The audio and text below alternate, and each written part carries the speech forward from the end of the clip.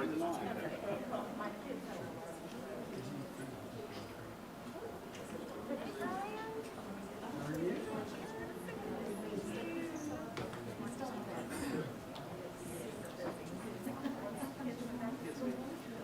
that's the only one.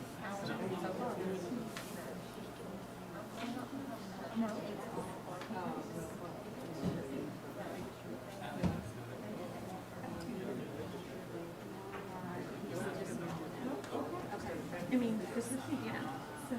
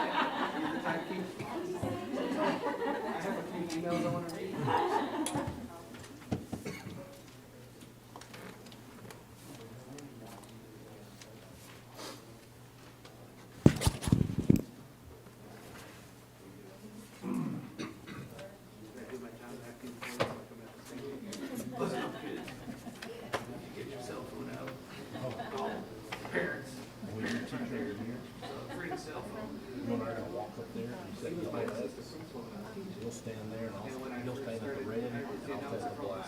You won't touch or anything, but I'll pull out this forward. Or we won't shake their hand and then they'll take a picture with us. On the yellow, yeah. We'll wear our masks too. They kind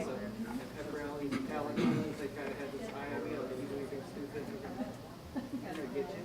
So, it's less than Nancy's son and his daughter have both been kids in my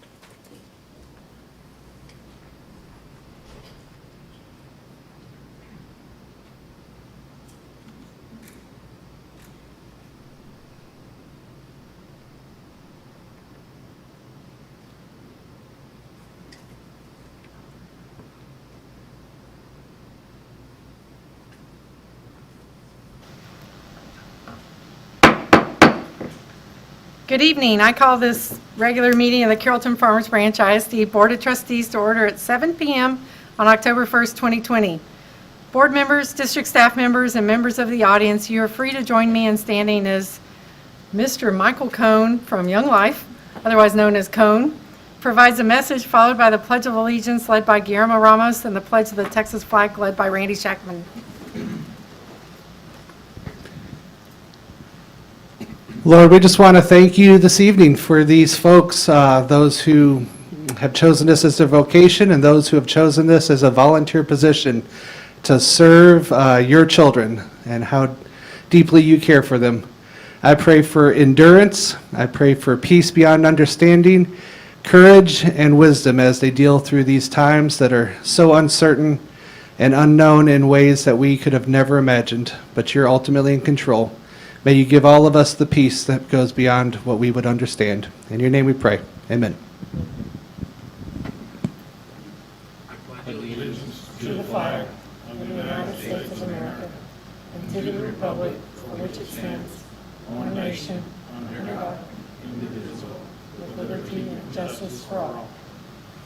Under the Texas flag, I pledge allegiance to thee, Texas, one state, under God, one and indivisible.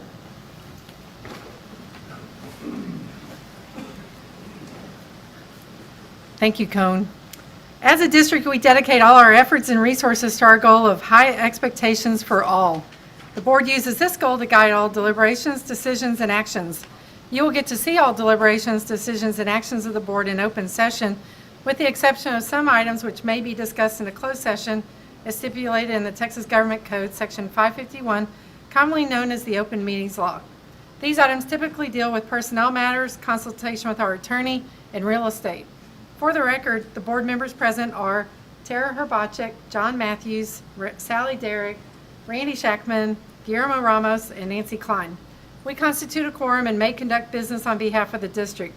Before moving on to the next agenda item, I would like to remind you that the board will accept comments from citizens of the district and from district employees. Anyone wishing to speak either as an individual or as a representative of a group may do so during agenda item number 3, audience for guests. Please submit your request to do so on one of the forms provided on a table just outside the boardroom door. You may place the completed form in the box provided on that same table or present your completed form to Administrative Assistant Kim Castanon, who's seated over here to my left. When the board addresses agenda item number 3, audience for guests, you will be invited to the podium beside Ms. Castanon to speak to the board. Item number 2, special presentations and recognitions. Dr. Chapman? This time, Ms. Parnell is going to introduce our teachers of the first 9 weeks. Good evening, President Klein, Dr. Chapman, and board members. Tonight, I am pleased to announce our first teachers of the 9 weeks and our honorees for the 2021 school year. Please join me in watching this brief video presentation introducing the honorees.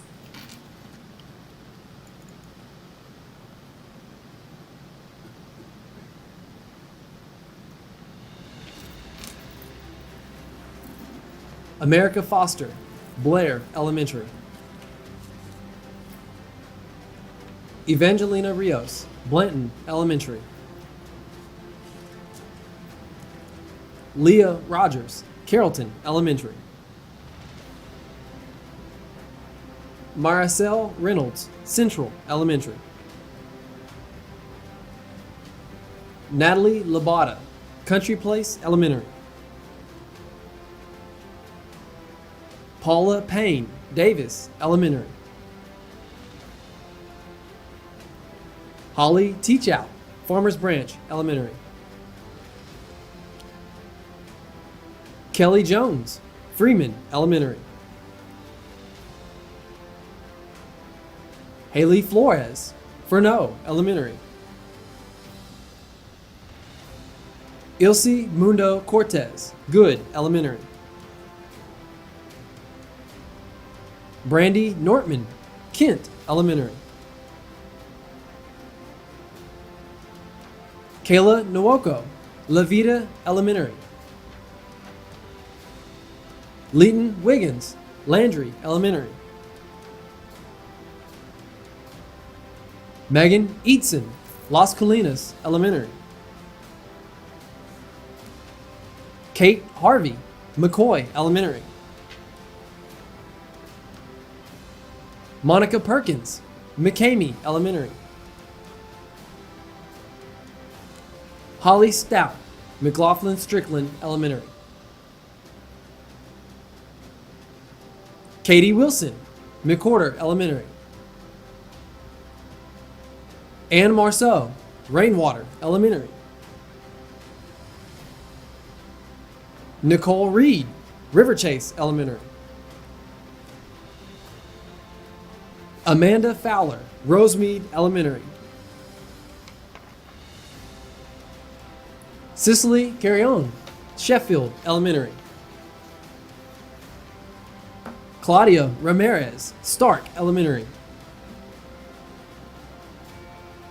And Christina Gray of Thompson Elementary.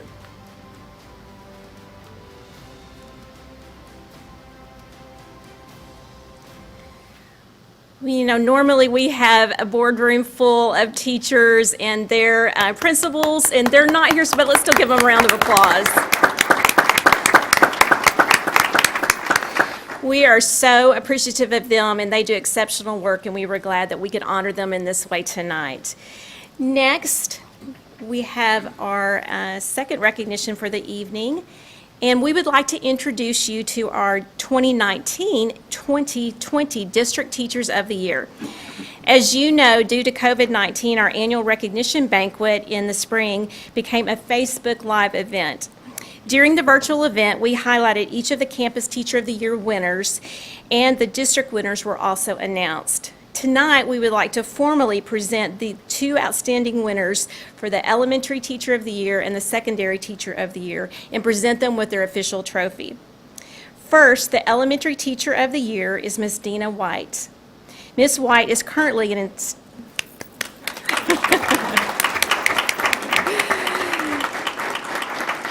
Ms. White is currently an instructional facilitator with the district, but last spring she was a second grade language arts teacher at Sheffield Elementary with 6 years in the district. The campus had this to say about Ms. White. Dina White spends every moment teaching and finding outsourced resources from the community to teach and serve her children. Dina sets the goal of having 100% of her students on grade level every year, and she's had all but one of them in the last year make that goal. Congratulations, Ms. White, on being selected as the Carrollton-Farmers Branch ISD 2019-2020 Elementary Teacher of the Year.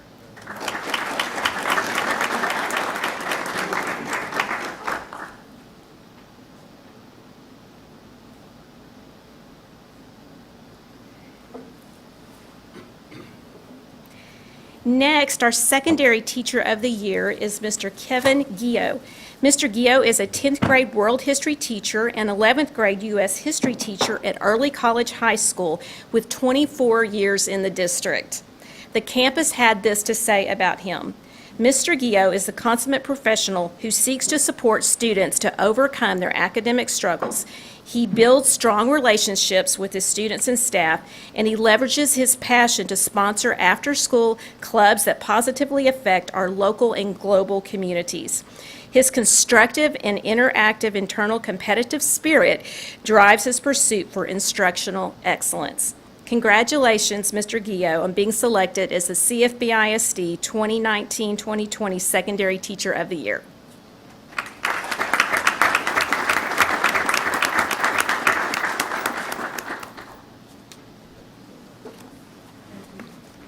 And that concludes our recognitions. Thank you.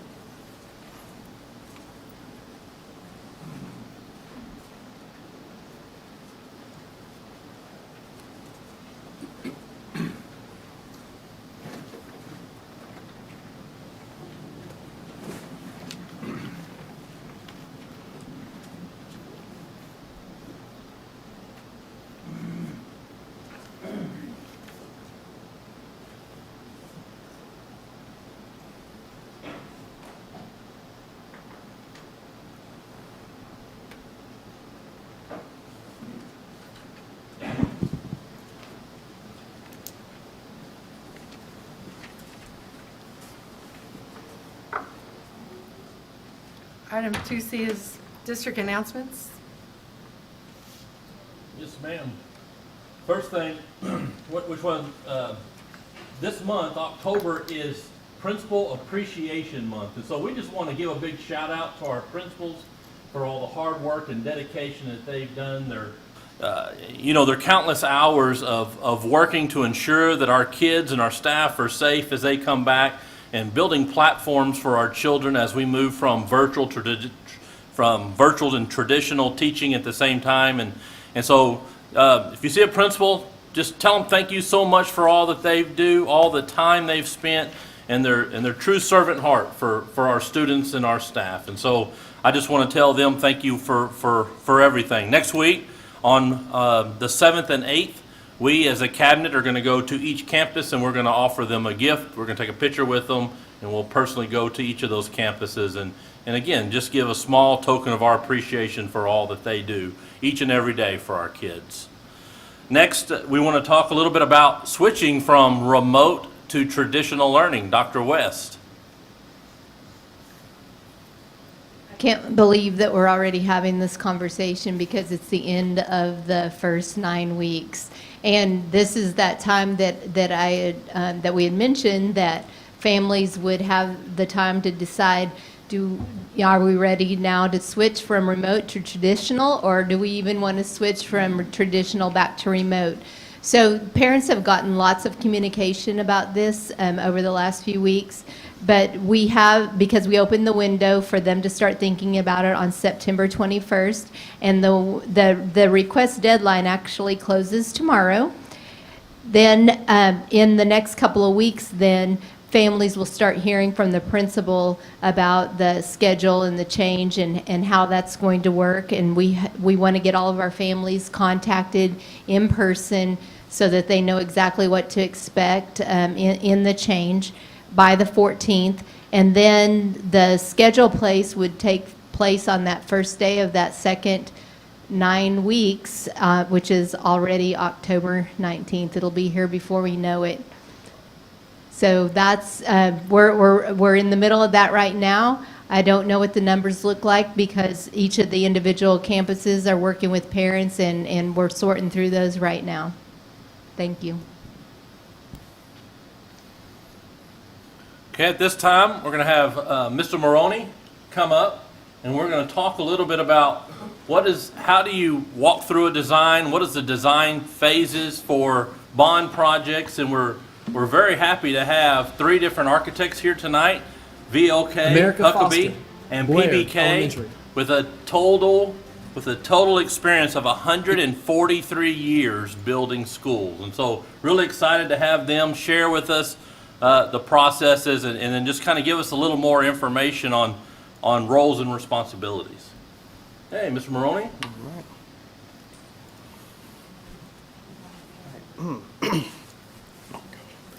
All right, well, let's invite our architectural friends to come up and I'll introduce you as we get going. Absolutely so. Thank Dr. Chapman, President Klein, members of the board, thank you for this opportunity to talk about the design process. It is something that's deeply passionate to our team, and we've been very fortunate. All the way back, one of the first responsibilities when I came on board was to select an architectural team, if you guys remember, and we interviewed all the best across the DFW area, and we selected that pool.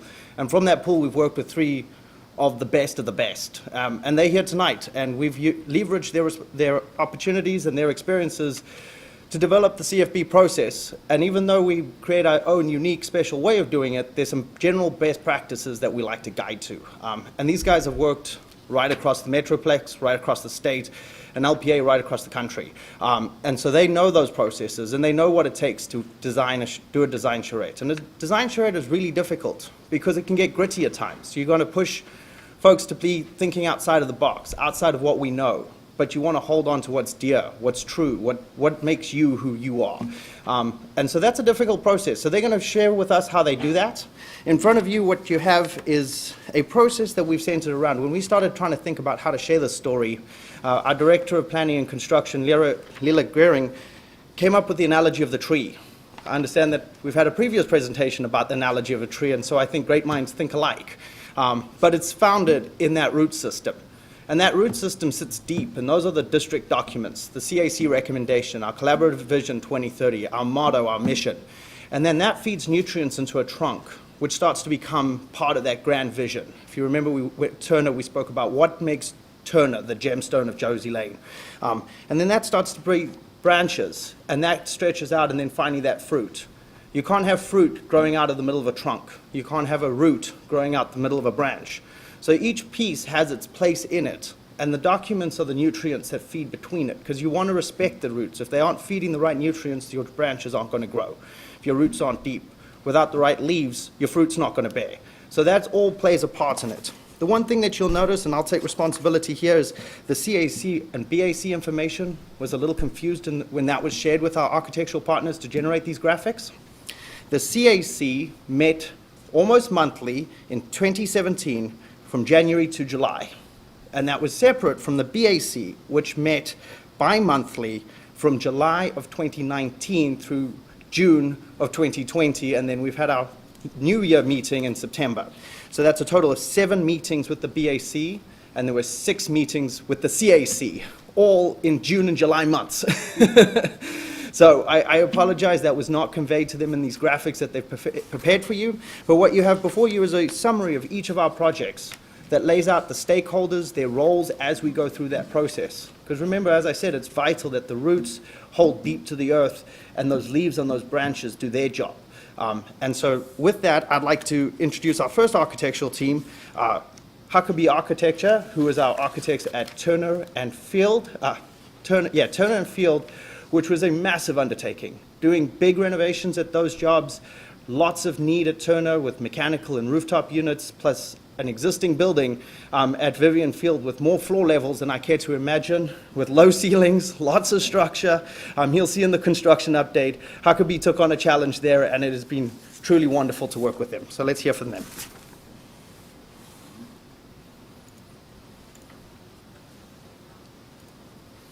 You just tab across.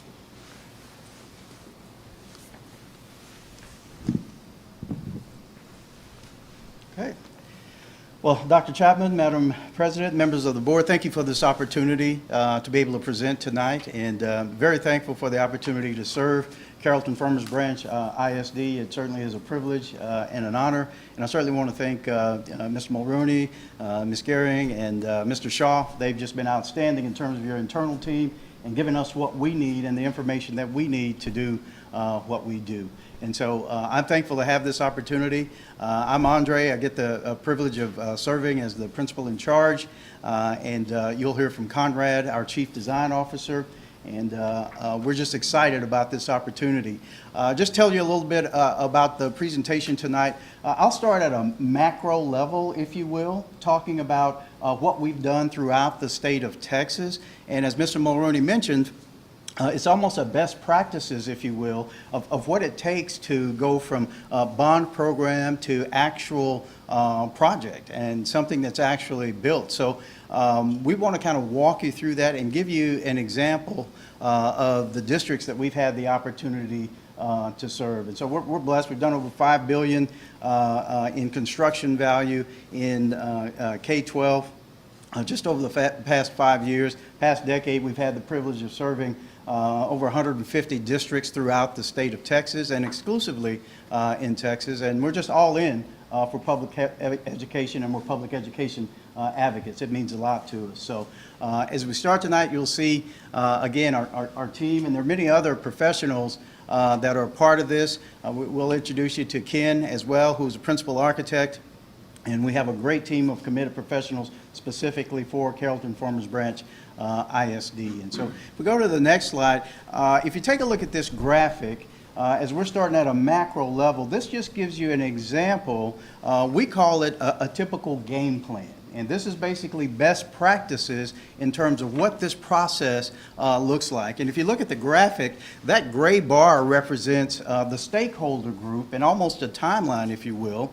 And those red circles represent milestones that typically happen as you go through from bond planning all the way through construction. So if I can walk you through it quickly, typically you have a bond advisory committee or a citizens advisory committee, depending on your vernacular nomenclature and what's right for your community. And it really starts with visioning. That's that root system that Mr. Mulrooney mentioned. That's your capital planning and programming. That's basically getting building assessments throughout the district, understanding all of the data, all the things that are necessary in a bond program. From that, as this reads left to right, you'll notice it goes from that visioning, and as you follow those arrows, it goes to a project list.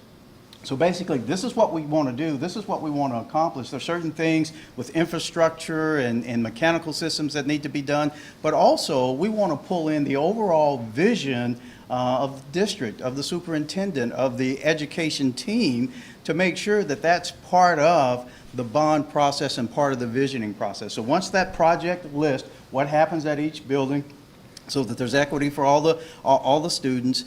Basically, what the community, what the educators, what the students, what the stakeholders desire, that's put all in that information. It's given a cost, and then there's a recommendation that's given to you, basically the board. At that point, there's typically board action. Okay, we're going to call the bond, it's this amount, this is the scope, if you will. And from calling the bond, that's typically where we see our bond advisory committee or our citizens advisory committee. Basically, their job is done at that point. And then from there, it typically goes to educating the community about the bond, what's included, what's the scope of work, what the stakeholders and the taxpayers will be getting. So bond success, you see there at the far right, and then going down to the bottom left, this is where another group of stakeholders get involved, okay? This is where we typically get department directors, teachers, programs you'll hear later, specifically like for Turner, bringing the CTE folks in and really understanding some of the things that they need specifically for educational delivery and some of the goals that you have as a district. So that project planning and pre-design, if you will, takes all those things from that root system, okay, that we talked about, all that data, and now begins to create what is called a program. How much space do you need? What is it going to take in terms of growth? Looking at all those things, making sure that as we start planning and start looking at the program, it's going to be adequate to meet both the needs that were set forth through the bond program that was approved, and now we're actually starting to get into design. So if we keep moving through the project stakeholders, at some point you get a design or a schematic design or a conceptual plan, which basically we typically present, and there's usually a board action to approve this, because that board action says, yeah, that design reflects what was given in the bond program, the scope that was given, the schools that will be touched from that standpoint. And so we have approval at that point. Now, again, remember, we typically have stakeholders engaged throughout this process. Then the update and inform goes on to the design development and the construction documents that get put together, where the board stays updated, the community stays updated in terms of the progress of the project. And then ultimately, there's construction. And so this is really a typical game plan that we've utilized throughout the districts. And again, it's important to note that the specificity that may be required for a particular district, depending on their community and how they do it and their educational delivery, there's always room to make it very specific and unique to what's unique to you, like the CFB way. All right.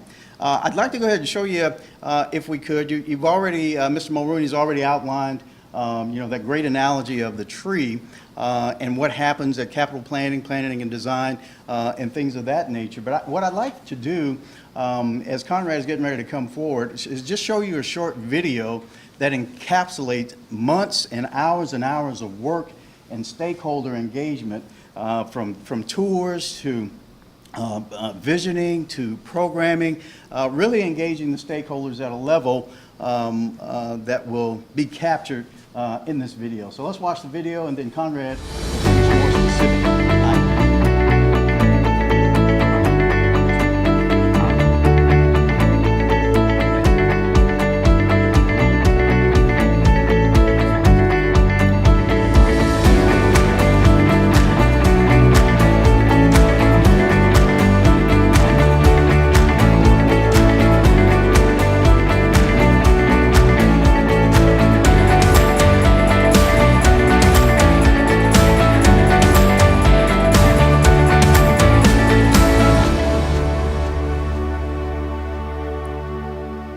Well, we had to put it in a video because there were so many things we did. There's no way we could go through slide by slide all the activities that took place in this effort.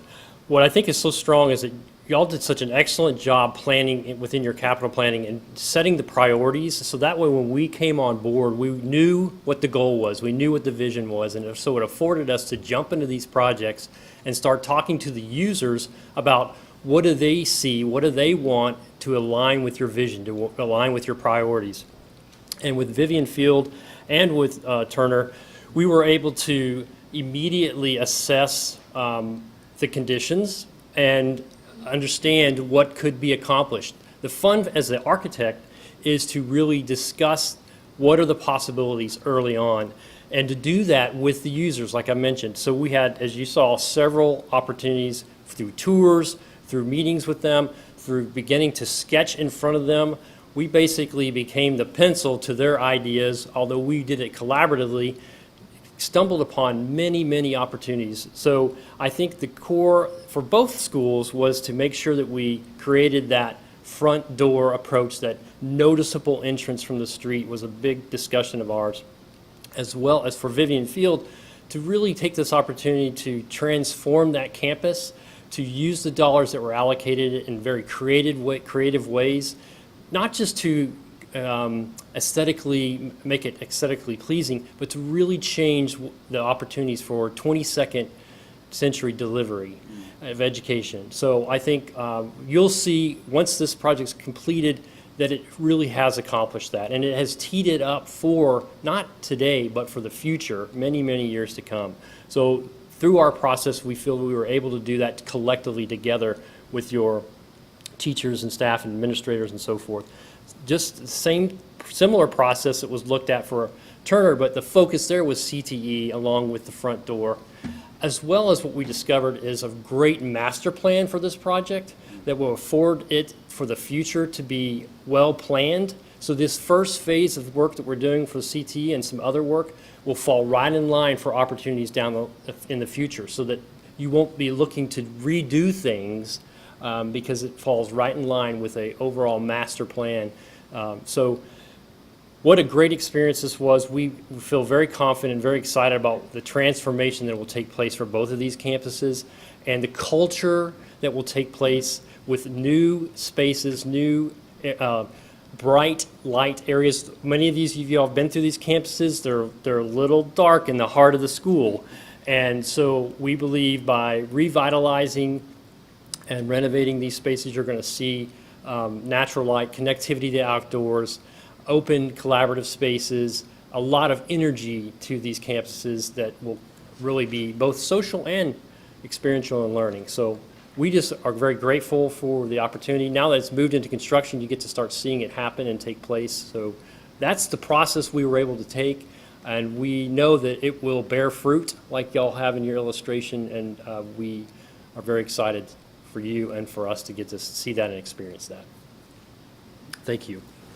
Any questions? Are we doing no questions? Great, thank you. And just making note, after they finished the capital planning and they went into planning design, there were over 60-plus stakeholders involved and over 40 meetings that took place before they even got to construction, just through Huckabee alone. All right. Well, we're privileged. We don't always get to see our architect friends one after another like this. We usually have to wait meetings in between, so this is kind of fun for us. And Huckabee has been far too kind.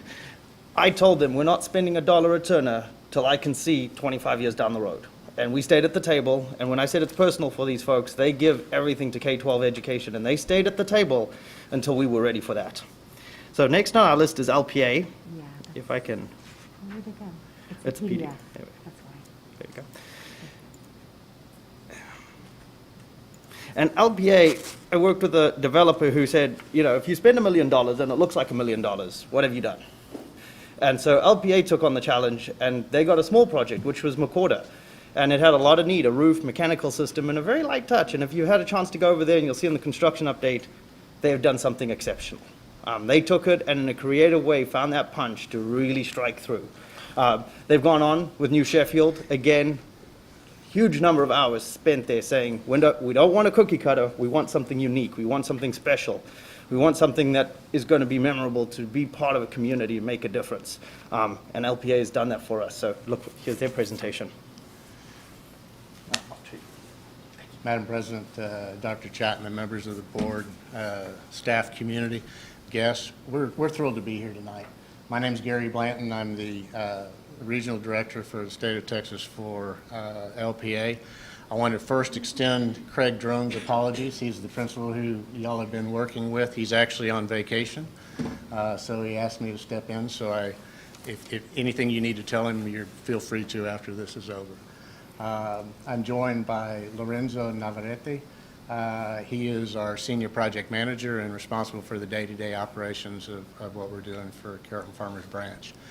Before we get to the projects, I would just maybe offer a couple of comments that echo, I'm sorry. Sure. That echo some of the things that Andre and Conrad talked about earlier. I think some of the things that we really celebrate is at LPA we say a better process leads to a better result. And we don't mean that just in terms of what we do when we're inside of our office, but it really talks about how we engage and how we encourage engagement and how we celebrate engagement and then what we get out of that engagement. And much like Malcolm was talking about when he was talking about Lilia's idea about the tree, the roots and the trunk and then the branches and the fruit, I think engagement has those same kinds of steps. At the roots, the engagement is about making sure that we align values, that we make sure that we have parity and equity across the district. And to do that, you engage the community, you engage your administrators, you engage your board, you engage your students to really have a deep conversation about deciding who we are, who we want to be, what are our values, and then as we go to that community and engage them to get that support, we would also congratulate you on being so successful with that and that leading to the opportunity for us to be here with you tonight. So thank you for that. Thank you to the community for having the confidence in LPA to allow us to bring what we truly believe in, and that's something that we call changing lives by design. Design is important to us, but design is the resolution of a set of criteria. So as we start that engagement after the bond, then we move to the engagement, and that engagement focuses on your educational philosophy, the pedagogy, the commitment that you make to your students, the desires of your students, your teachers, your administrators, your staff. And as we engage in those conversations, what we're really trying to draw out is not what we've done for someone else. It's not what we bring to the table and we know. It's what we come open to the table with and what we discover together with you. So one of those things that we do is we start and we have a lot of the conversations, a lot of the same timeline that Andre described when he was presenting. So I'm not going to repeat the timeline for you. But one of the powers of engagement is we tend to say that we engage and then we translate that engagement and then we move to achieve that plan. So Lorenzo, if we could go to this first one. What you'll notice on this slide, and I'm sorry I'm looking up, but what you'll notice on the slide is in all of those half circles, the ones that are grayed out, are the numbers of engagements at each one of those phases. And then where the red apple is right now, it shows where we are in the current project. I'm not going to repeat this for all of them because this repeats through the 3 projects. But what's interesting about what we're presenting to you tonight is we have one project that's closing out. It has been successfully completed. We're celebrating the use of it. We'll show you a couple of pictures of some of those things. But when we were talking about it, we weren't talking about what does this room needs to be or what does that room needs to be. It was talking about what brand are we trying to create at Carrollton-Farmers Branch? What brand do we have? How do we want to inspire all of the people who walk in this building? The exterior improvements, the interior improvements. But one of the really cool things about the engagement is, if you'll notice the picture with Lilia and the student that are looking, this was at an engagement that we had and we were picking the materials. That student just came up and said, so what do you do? How do you do it? What do architects do? And it's the serendipity of engagements where you really get incredible value and some really exciting things. The one thing that I would say about the CFB family is that you're committed to it. I mean, people believe in it. They're committed to the children. They're committed to their colleagues. They're committed to their communities.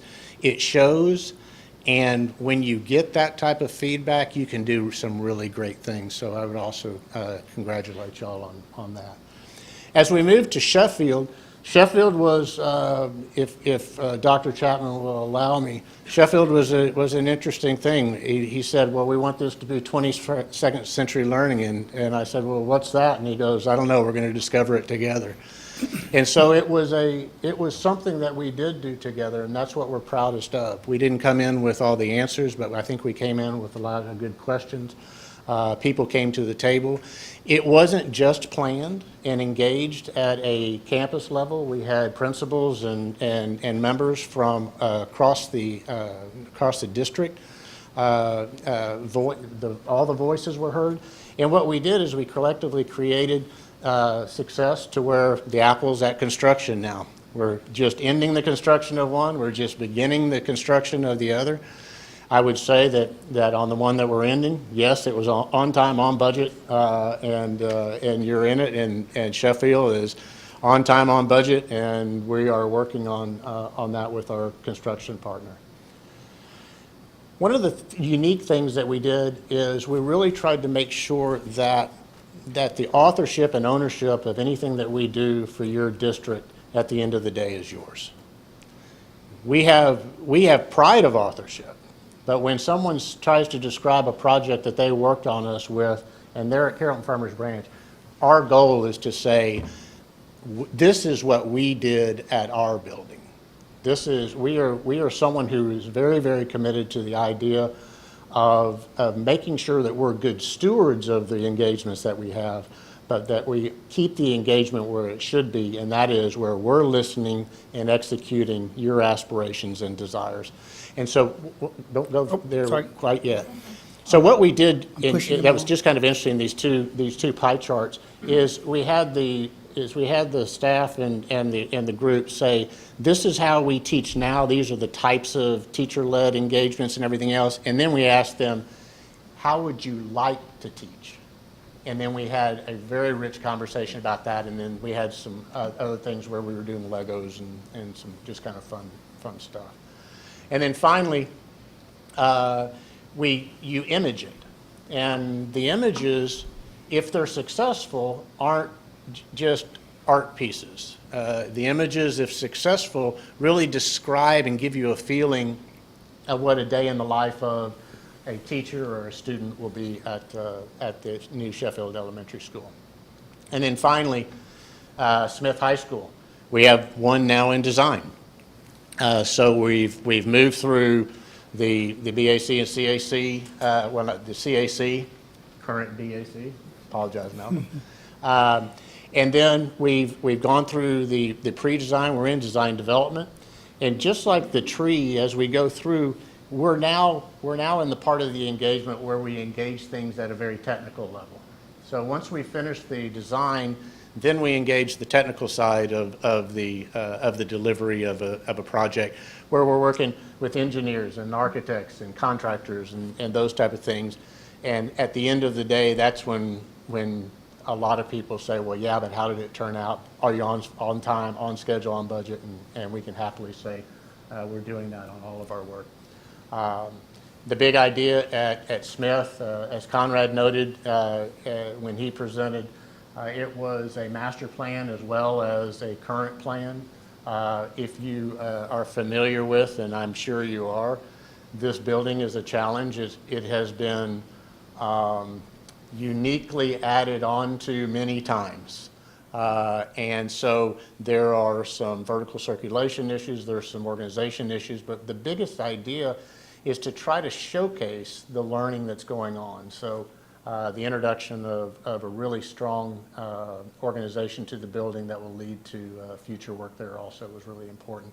And we did the same type of engagements where we used imagery and other things that we had departmental discussions, we had focus group engagement, we had virtual tours, everything else, and then we used what we do to graphically represent and engage the group in those conversations. So with that, I would say thank you, and we really appreciate the confidence and look forward to a long relationship with the district.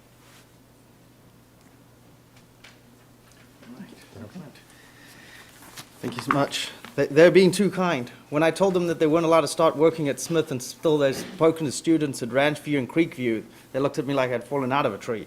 And we said, no, we need to know what CFB High School looks like before we start this process again. So we do explore that whole spectrum of things. But we're not done. 2 out of 3 ain't bad, but that's not good enough.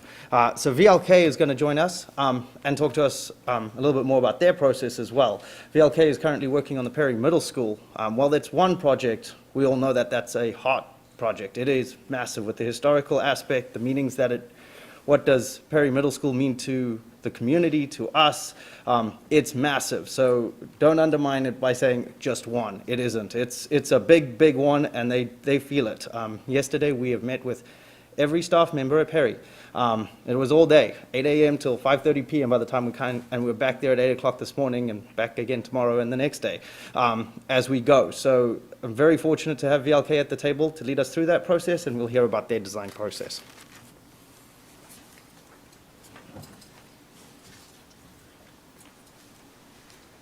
Set this here. Dr. Chapman, President Klein, members of the board, thank you for having me tonight. I'm Clinton Shiver with VLK Architects. I have with me Michael Voigt. He is our project director. So we were asked to talk a little bit about the process. We are early in the stages of the Do It Perry Middle School. VLK Architects focuses on public ISD schoolwork in Texas. That is what we do. We're dedicated to that. We're also one of the largest firms in the nation doing public education, but we only practice here. Practice in all 5 major metroplexes of Texas. Kind of here's a representation of who our staff is. This is, we believe, the people, services, and solutions is what we're about. These are some of the partner districts in your area that you may recognize. We really see them as our partners. A lot of these are 35-year, from the start of the firm, partners. And that's what we really pride ourselves on. Here's kind of the process for design. We have a pre-design, which is curation-led. And what that is about is really learning who you are as a teaching entity and who your students are as learners. So we talked to your central administration, we talked to your campus, and really tried to find out, how do you teach? How do your students learn? We had the teachers survey over 1,000 students in the middle school grades to find out how do they learn best. And what we found was it's a little unique that they're very tactile kinesthetic, so they like to move and they like to experience, versus other learners that might be visual or auditory. Your learners want to move, see, touch. So from there, it starts to inform, what is this project going to be going forward? How do we capture and engage those types of students? So we have an education planner. She was from the education side, rose up to be associate superintendent in Spring ISD before she joined us.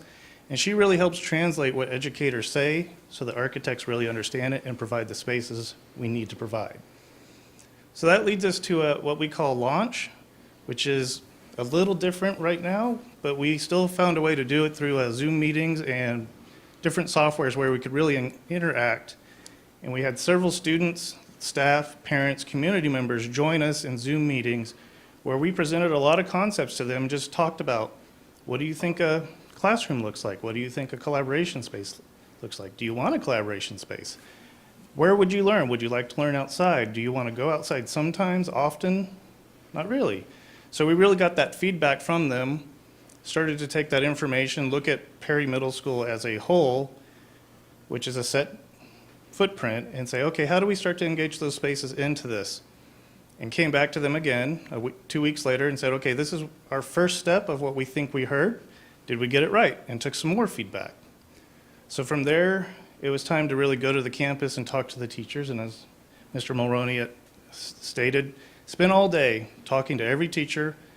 What do you teach? How do you teach it? How do you get your students engaged? And how, if you were to go out to the football field and build your classroom from scratch, what does that look like?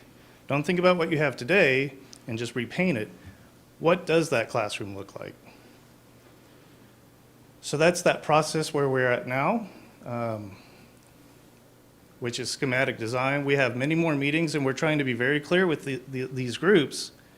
This isn't the only time you'll hear from us. We'll be back many times. You may get tired of us, but we'll keep coming back because this isn't, a core belief we have is this is not our building, it's yours. So tell us what you want, and we are the ones that are responsible for making that happen. So this is that curation report, kind of who CFB is as a learning entity. And it just helps us kind of understand how you engage your students, how you see your staff as knowledge workers. And this is that launch process. So here's your typology. So we show them a lot of different images of types of spaces and ask, do you see it as bright wood materials, as shiny items, as comfy? And what we see at middle school levels is that transition from kind of the comfort like home of elementary over to the almost corporate world of high school. So they want a little of both. And what we did hear a lot of, our sixth graders need to be kind of sheltered so that they can transition to middle school. And then by the time they're seventh graders, they're ready to hang out with the eighth graders and they're good. So that also is what we want to reflect in those design processes. We also have a process about Pixel where we try to capture the legacy of a building, especially I do at Perry Middle School that was Carrollton High School. There's a continuing theme of this perseverance, endurance, longevity that becomes part of their brand, part of their culture, and how do we capture that in a design so that they feel it, that even though they've gotten a facelift of a building, they still know their home, and they still know they're serving the community the same as they have for 100 years. So this is kind of that roots graphic. We're early in the stages, so we have the capital planning group to thank. We've done some of the pre-design through the curation and launch process, and we're just getting into schematic design. Again, this is the learning styles where you have many, many bright middle school students, and it was great to hear from them. They have those moments of little quotes like, well, I like to sit on the floor. It's comfortable. It lets me have as much desk space as I want. It goes on until it hits the wall. Or I love to be outside because you feel the cool breeze and you're reminded to calm down and just enjoy the day. So this is where we are with Perry Middle School. We've had some initial design concepts. We've gone to the user groups right now with the staff.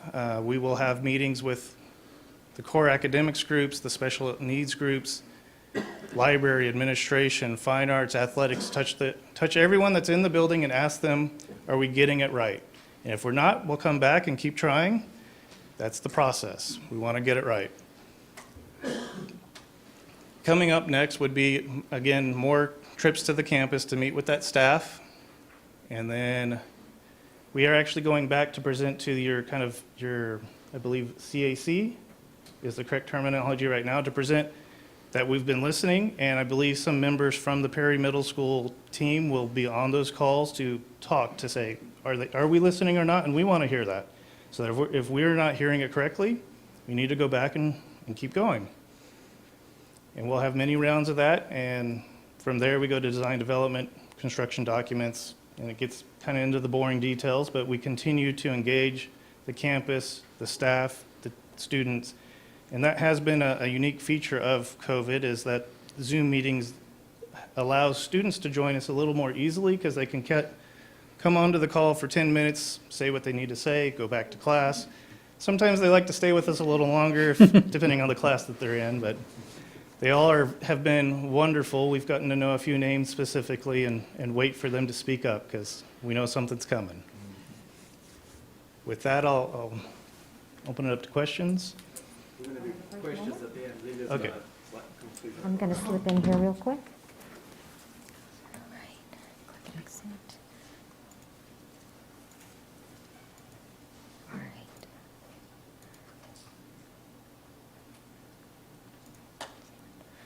All right, I want to thank all of our design partners for their very unique perspectives. I think you'll note that each had a slightly different perspective, but with an underlying delivery structure.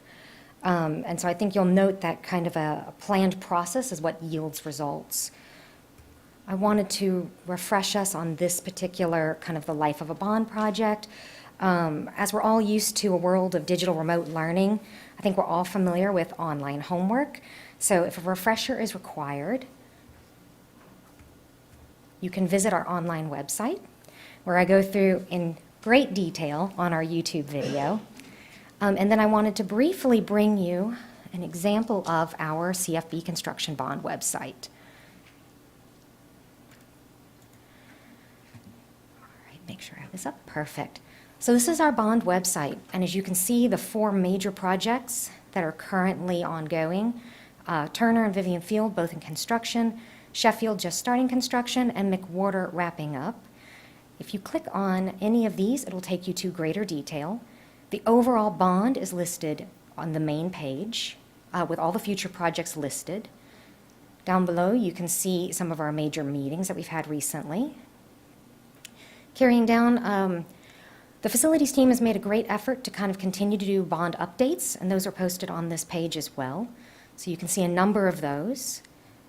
Coming into one of the specific projects, just as an example, I'm going to hop to McWhorter. You can see here that we've got some of our visualization images here. You can see some of the original information from the original bond planning. And this comes directly from those CAC meetings where that scope is outlined and made as recommendation to the board. So those are listed here. Scrolling down, you can also check and open any of these to see drop-downs of progress photos and see how the project has progressed. This is a similar structure for all of the projects. So hopefully that helps everyone see the wealth of information that we have available for the community. Again, I want to thank everyone, and I will step away to allow for questions. Thank you. Board members, are there any questions? I think that was pretty thorough, and we appreciate the architects and Mr. Mulroney and his presentation. Okay, last thing on the superintendent report, I just want to acknowledge our 2019-2020 3rd through 12th grade art winners. And so we have half of them here tonight. So when you get a chance, take a look at them. Again, 3rd through 12th grade, and we'll have the other half next month. That's awesome. Our next report is from the PTA.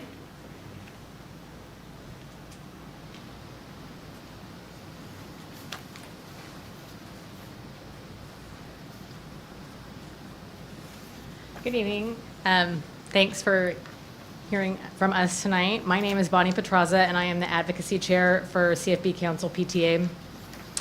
I'd like to express a huge thank you to those of us who joined our delegate meeting in September. We're doing it again in October on the 21st at 6:30 via Zoom.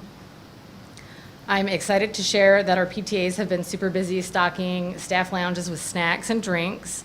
We're donating blood, feeding teachers and staff, and holding membership and board meetings via Zoom. We're also pleased to report that we have officially launched our CFB PTA Champion campaign, where you can join all of our PTAs at once or by feeder pattern. Thank you to Dr. Dana West, Tracy Smith, Jennifer Duplessis, Susan Machayo, Dawn Parnell, and Dr. Chapman for already being CFB PTA champions. You can too. Just visit the PTA page on the CFB website. The reason I guess I was chosen to speak today is because we are about to host a candidate forum for the upcoming trustee election. So on October 8th at 6:30 p.m., Council PTA, along with the North Dallas AAUW, will be hosting the candidate forum via Zoom. Please join us on Facebook Live or Zoom if you would like a live Spanish translation to witness the event. Also, we invite you to submit any questions that you have for candidates by using a Google form, which you can access on the CFB Council PTA's Facebook page. Again, the next Council PTA meeting will be October 21st at 6:30 via Zoom, and we hope to see you all there. Thank you for your time tonight. Thank you, Ms. Petraza. Our next item is item number 3, audience for guests. Ms. Castanon, are there any in-person requests for this item? No, ma'am. Okay, Mr. Ramos, you're off the hook. Our next item is consent agenda. The consent agenda is a mechanism that the board uses to approve a number of routine items together with a single vote.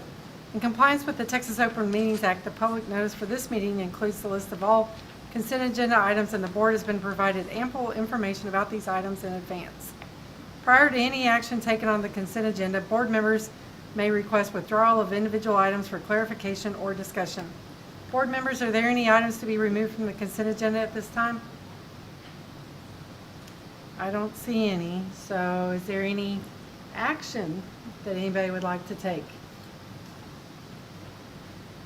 Mr. Ramos. I make a motion that we approve the consent agenda item as presented. We have a motion by Mr. Ramos and a second by Mr. Bacek. Is there any, I guess, no discussion? All those in favor? So that is 6 in favor, and so there would be none against, doing my higher level math. So next item is item number 5, non-action items for discussion. Mr. Mulroney. A construction update? Was that it that we had earlier? Or is there more? I don't know. Yeah, I think I'm sure it's Sheffield.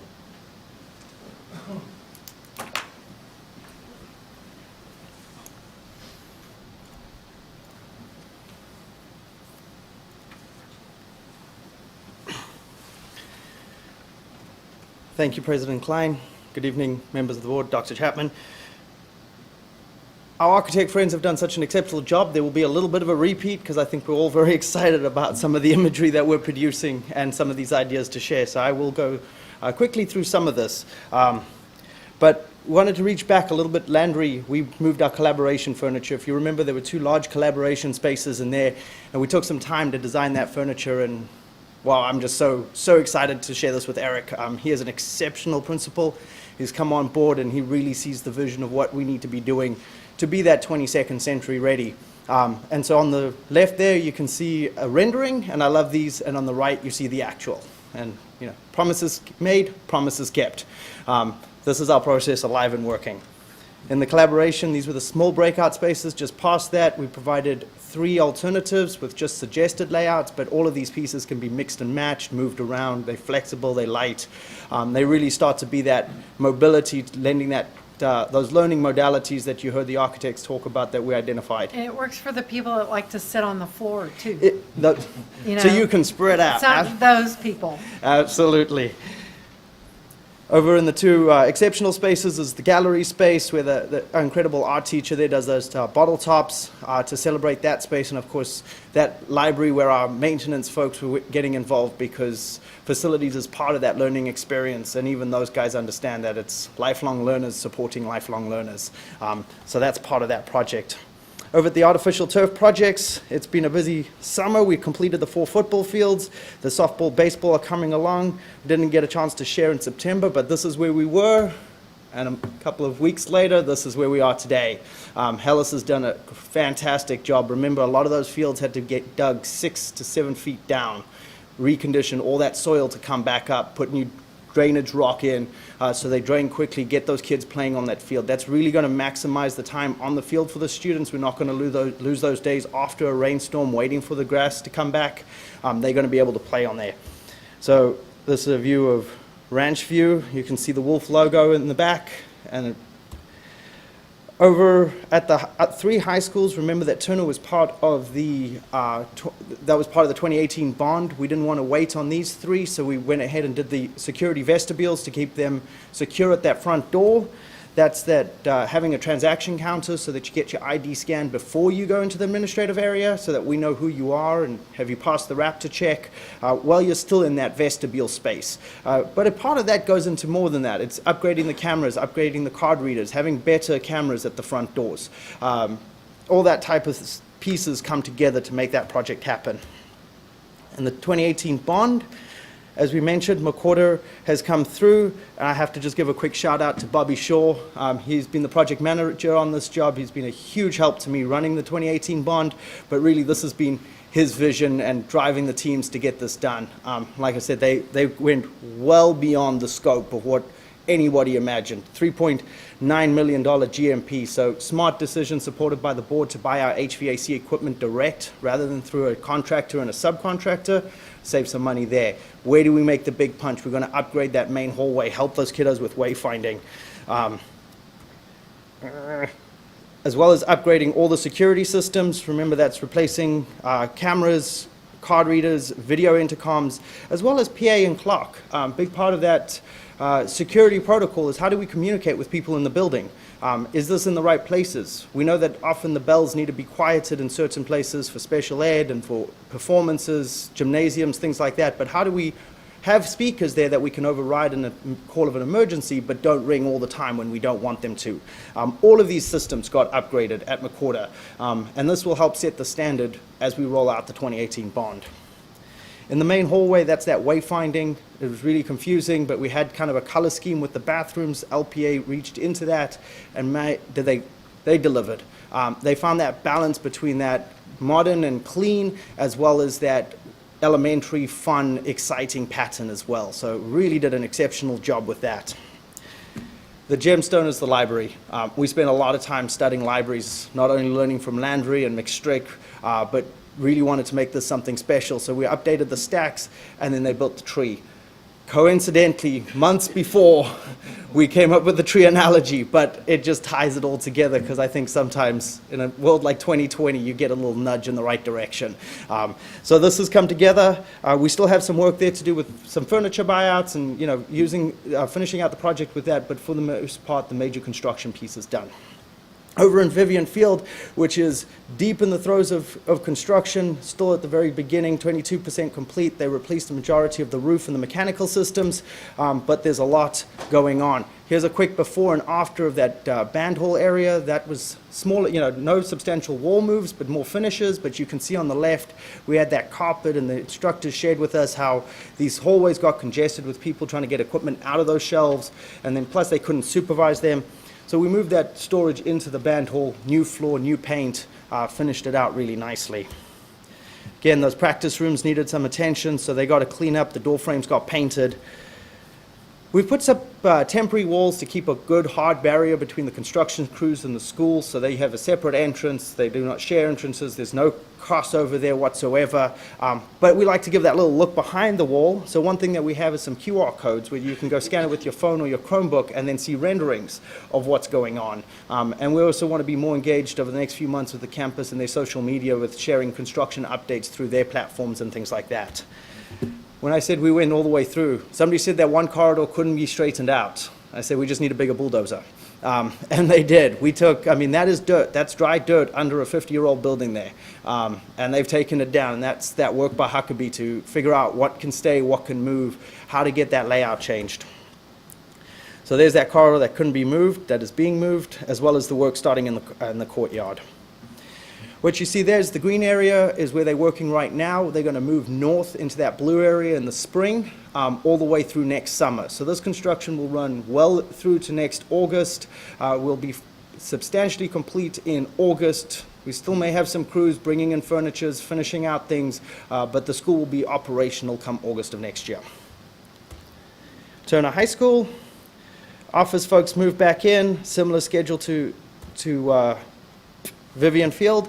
There we focused on that front area, A, B, and C. So the A wing there is the biomed, B is the administrative, and C is the new special ed suite.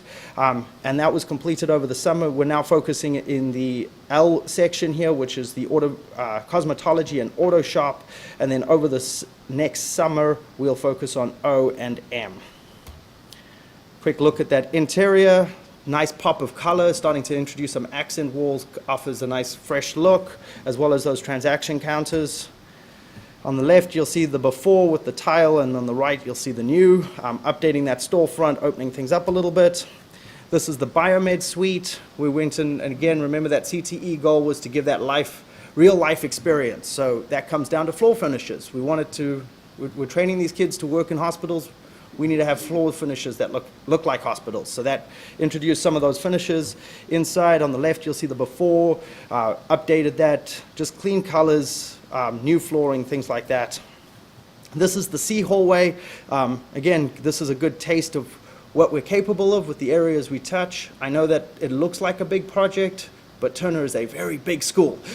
So I've got to remind everybody, these are fun, but the bond is really the ugly bond. It's the infrastructure pieces where a lot of the money is going. So these areas that you're seeing are very select and pinpointed.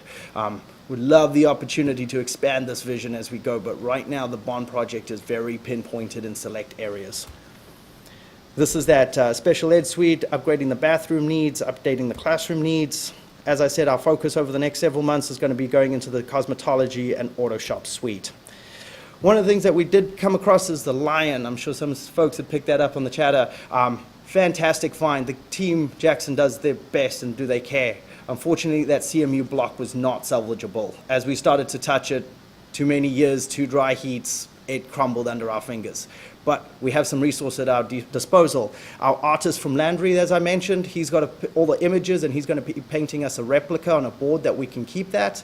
And if you remember, our artist that did the Polk Panther didn't want to be outdone, so he would like to do a relief interpretation of that. So we are going to memorialize that lion still, even if we couldn't keep the actual blocks that it was painted on.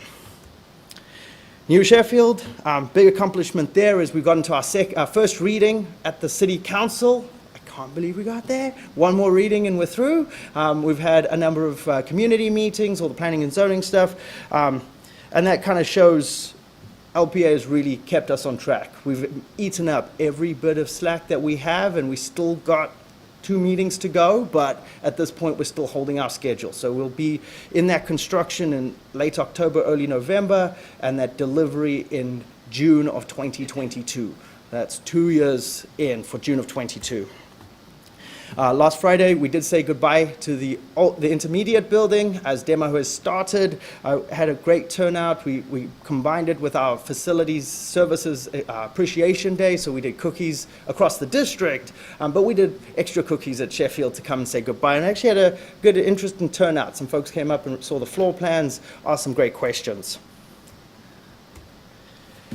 One of the things you'll notice, and you'll see in the construction update, as part of our lead requirements, is that we're separating the building parts. So the metal's going to metal, brick's going to brick, and it's all going to be recycled. We believe, like we said, this is personal for our teams, and we select partners that take it personally. We have to build a future for these kiddos, and recycling these parts and making sure that they're properly disposed of is part of that vision. So it's not just what we say, it's what we do as well. So big thanks to Jackson for being a partner on there. It's not easy. They've come to the table, we're getting it done. Perry Middle School, I'm going to go a little quick through these design processes because, like I said, I don't want to steal from VLK. They've already shared a lot of this with you. We've done the design charrette processes, we've done the creation, the launch, we've been on a number of these calls. Here's those faces. Adam pulled together some incredible kids. I love hearing from them because at the end of the day, they tell us what to look for. They tell us how they like to learn. If we just listen, we can create some incredible architecture. This was that process where we voted on all the different images that we liked, and then we started to consolidate those. Spoke about what does a learning village look like. Took that's been those more recent meetings. This is the meetings from yesterday. And those are the forecasts that they covered. Newman Smith, again, LPA did a great job sharing this. This is their student survey information. LPA likes doing these: spirit and community, movement and campus organization, innovation and collaboration, CTE spaces, technology, digital learning, and human connection. And it makes Smith. If you remember, they did the CFB one for us. So that spells out Smith, and that's from what they found in those surveys, with those words that they collected from there.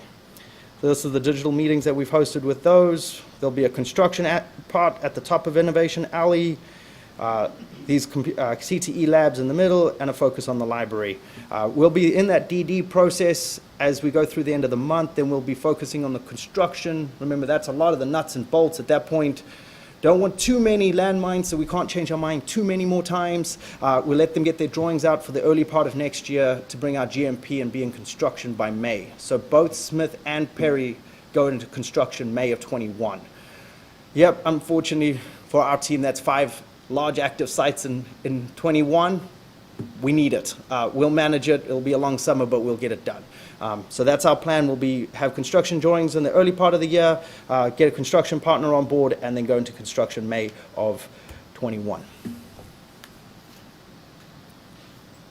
So that is Mr. Mulroney's presentation. Are there any questions? Ms. Derrick. I just have to ask about the Turner Lion. Did anyone figure out how old it was, who maybe created it? I don't believe we got any definite answers Okay. out of social media. There were a few suggestions. It wasn't dated and it wasn't signed, so unfortunately it was... And it was hidden behind a wall, right? Yes, ma'am. Okay. From our dating on the building, it was pre-70, as far as that wall is concerned, so we can say that, but... And past that. Before 63. Right. Okay. That's kind of cool, window. like history unveiled. Yes. It's neat. So I think that's it for questions on the construction update. Are we ready for item 5B, report from Bond Advisory Committee? Mr. Howard Fisher.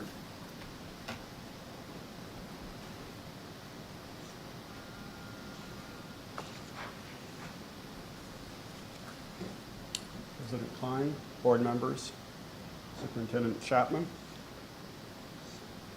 So, President Klein indicated I'm Howard Fisher. I'm chair of the Bond Advisory Council. Could you speak up? Beg pardon? Would you talk louder? Okay. Chair of the Bond Advisory Council, which occurred because I was not at the first meeting where they decided to elect me while I was not there. We provided a report. We have tried to keep it mercifully short for you. I will simply say that I think one of the things we're looking at is exactly what should we be doing, what information should we be getting. 98 bond election, there was no follow-up citizen input of any type. Same thing on 2003. District should be commended for doing this now. It's a very large commitment of dollars, and certainly the communications ability is much better than back in 98 or 2003. So I think that is very helpful, and the district is to be commended on that. However, we're kind of just went into it not knowing what we were doing. None of us who are on the council had ever been on such a council. We'd been on the pre-election side helping get the bond approved, but we'd never been on a follow-up type of council. So we are learning as we go. I think one of the things we've realized is we probably need a little more detail on what it is that we should be doing and what we should be getting and how often we should be getting it. We do have, as you see, a 2-page operating guidelines, and we've asked and have gotten information on what other districts have done with regards to similar type of councils or committees. And their operating guidelines tend to be usually a little more detailed than ours, to 10 to 15 pages. And what they do can be somewhat not as directly spelled out. Some of them, boy, you've got to go back to that council if you spend more than X number of dollars or X number of percentage on a particular project. I mean, they oversee it to a great detail. So we're looking at that. I'm not suggesting that's where this council needs to go, but I think it will be useful to get a little better view on exactly what we should be doing. We've been getting updates similar to what you just got as to what's going on. So we've been getting information. We have not truly been asked to provide input to a great extent. I think that may change as we go forward. We are now also getting more information on the Zoom meetings as we go forward. We have been invited to those, so some of us do attend those.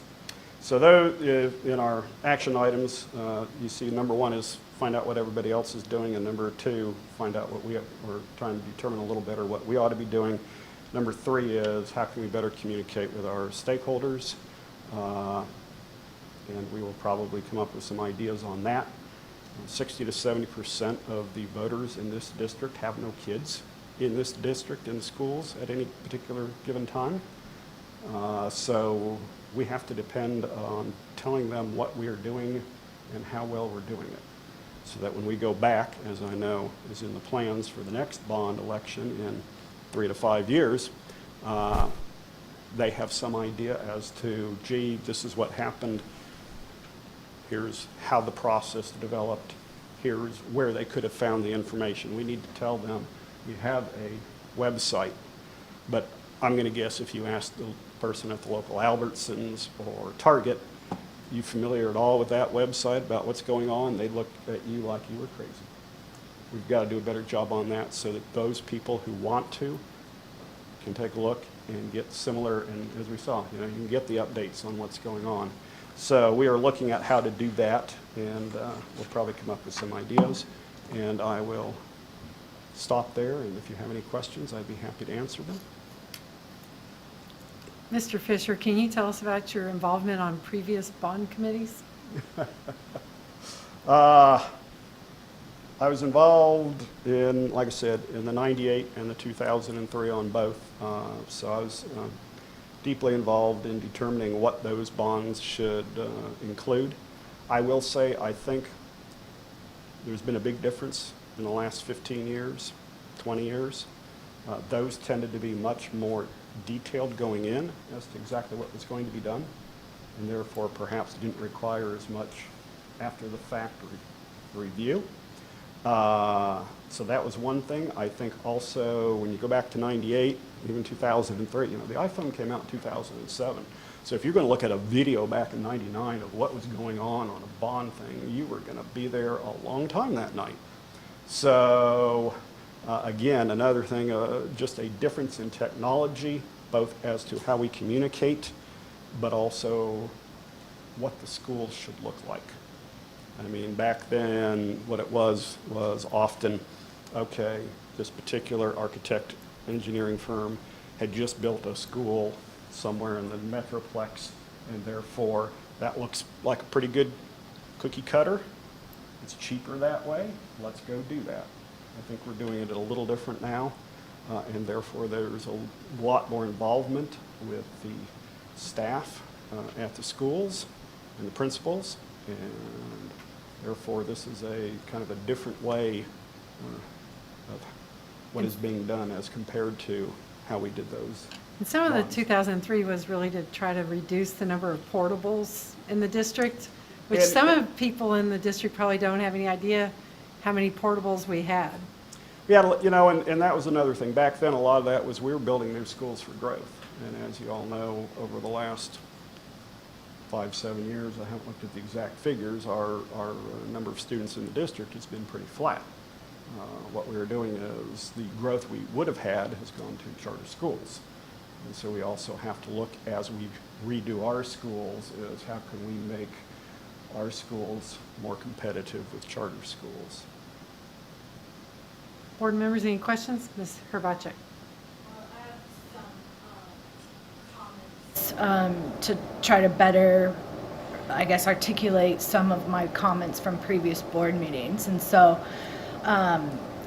as I read the report that you had distributed ahead to gather my thoughts, I've got about 30 pages of comments.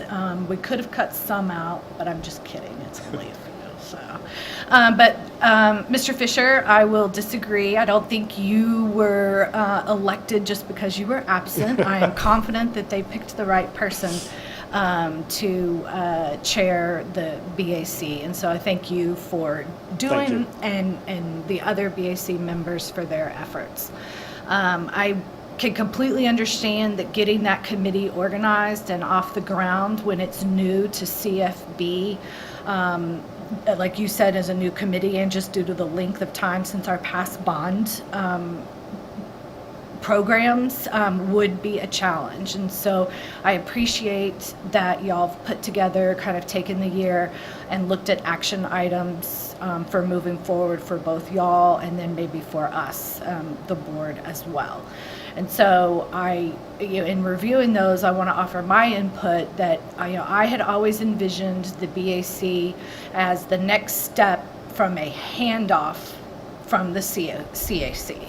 They were handing over their vision to you after the voters had, to the committee, after the voters had approved the bond program. I see you and the members as representatives of the greater community, including the CAC, to ensure the intent of the bond program established by the CAC and thus by the voters is maintained. Does that mean priorities within that intent can't change? No. Look at how much the 6 months have changed for us. Things happen. Does that mean there won't be disagreement or difference of opinions between what different groups consider priorities? Possibly. In those cases, I would expect that there to be discussions leading to an agreed final recommendation made to the board, or in cases of continued disagreement, options presented and to the board for final decision. I won't speak for the rest of the board, but a gap for me personally is that I have not made the BAC activities part of my review of board actions related to the bond. I have had feedback from individual BAC members that I have used to help guide my inquiries, but not from the committee as a whole until now. And I believe what would be helpful, and I will look to make that part of my individual process moving forward. But I also think that BAC feedback is especially important when selecting and or improving a new phase of the bond. So in your review of your new guidelines and the timing of updates, I'd ask that y'all consider that, as well as administration consider that for future board updates or action items. I think my questions and requested feedback would be simple and at a minimum, and those would be, are the recommended projects in this phase of the bond part of the original intent of the CAC? Is our bond program currently meeting the intent of the CAC and thus the will of the voters? And depending on timing, are the past projects or future projects proposed within the original dollar amount allocated? Not exactly, because things change and pieces of the projects will change. Are they in line, or are we cutting ourselves short for future implementation of other options from the CAC? What I see as out of the scope of the BAC is individual decisions within a bond project, not the program, the project, and there is a difference. Project decisions such as teaching spaces, materials, colors, those details should be the result of engagement with the users, which, as we can see, is happening. And those decisions made by administration balancing the project costs within the program budget. And I know you understand why for that. This is not a recommendation to exclude community or committee members from that process. I would envision providing the opportunity to those interested in observing the process, including attending and observing BAC meetings, and whether they choose to observe after that, that's up to them. To go back to the user engagement meetings that all of our architects have commented on, I have received personal feedback from community members who have attended those, and the feedback is completely positive. I think you've attended some as well. The words that I heard was amazing and so exciting to see students participate in such a way. So I think that's who needs to be driving those decisions.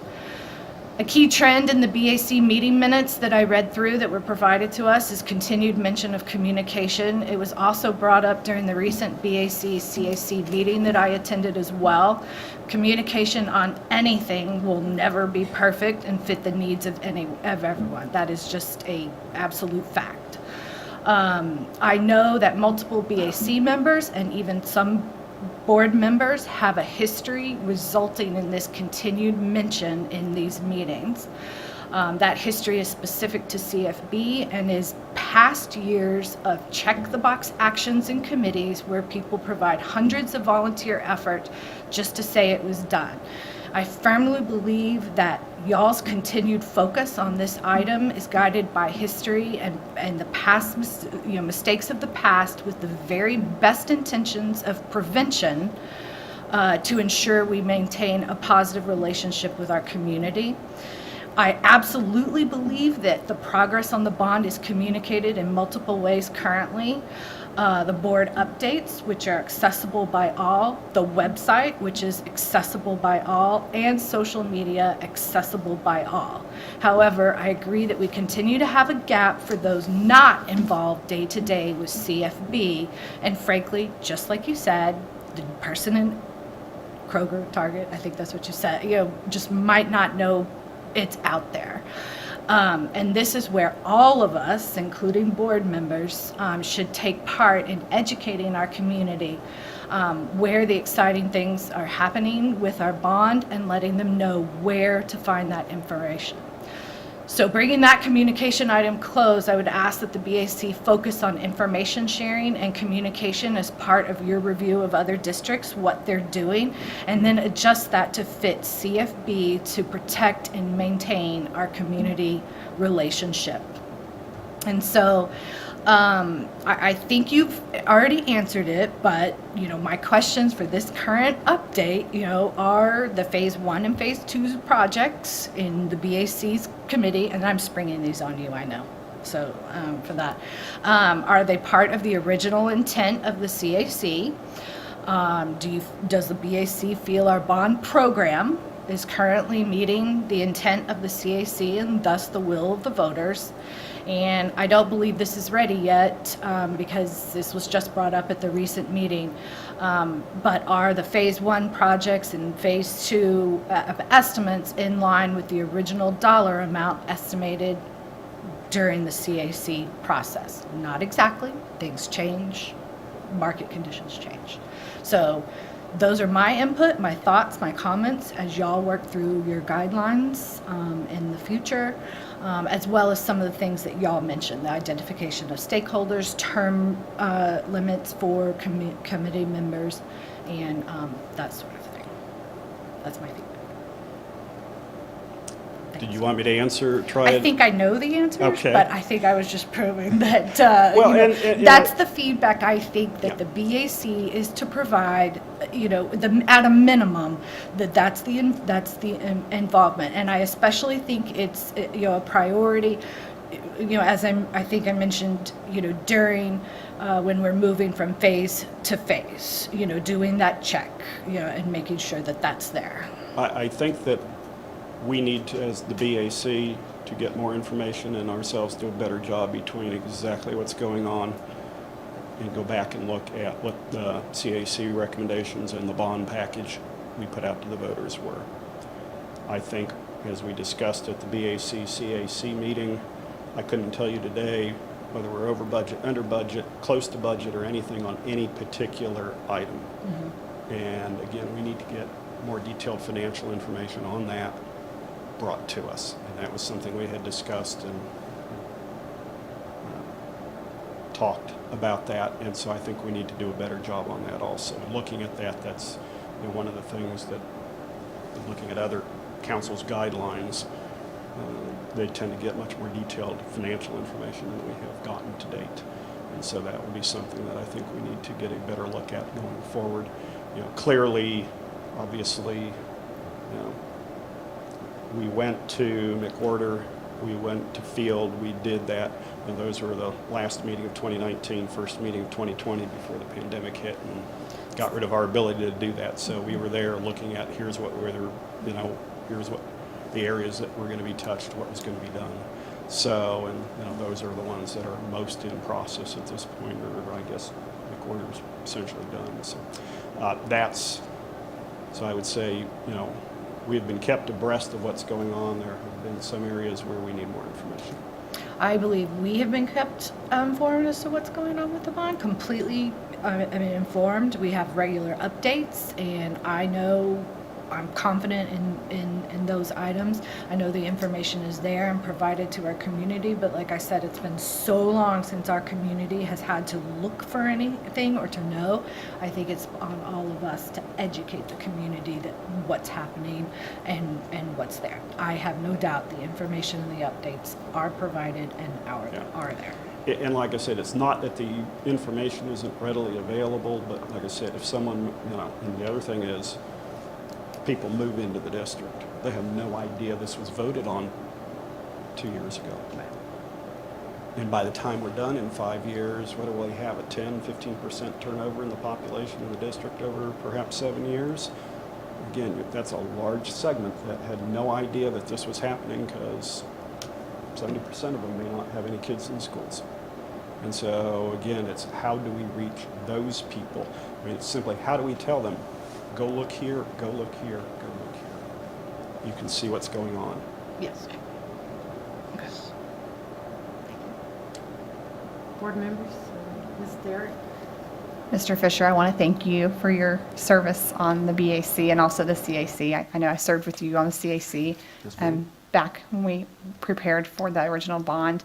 And I think it's just important for the community to know that the full transparency in all of this is because it's important to us as a district that we do what we say we were going to do. The voters trusted us with the 2018 bond, and it's important for them to see the progress, because the reality is we'll have to go back to a bond at some point in the future, and the BAC is our mechanism right now for showing the community that we are doing what we said we were going to do, because you're representing the cross-section of the community that is holding us accountable for that. So I appreciate all of your work, and I agree with Tara that they absolutely did not just pick you because you weren't there. You were the right person for leading this group, and so I thank you for that. Thank you. And like I said, I think, I have no concerns about what has been going on to date on any of it. I think it's wonderful. Sitting there on, like, for the Perry, you know, the administration, the architects are, you know, and they got the feedback from us. This is, you know, this is a very important school. This was the original Carrollton High School. It's got a lot of history, a lot of meaning, and they are very aware of that, and they're taking that into account, and that's great. And so it's things like that. Like I said, I think, you know, the architects are doing a wonderful job on all the meetings they're having and everything. So I'm not here to say, oh, something's gone wrong at all. I'm just saying that there are a few areas where, like I said, as the council, we need to say exactly what it is we need to be doing and exactly what more information we need to be getting to make sure that we can then go back to our community and say, yes, when we said we were going to do XYZ, XYZ got done, and it was, you know, 1.5% over budget, but then we took a little money from over here, and that was the best deal, because that's what they're going to ask, and people who live and look at particular schools are going to say, well, what'd you do on my school, too? So.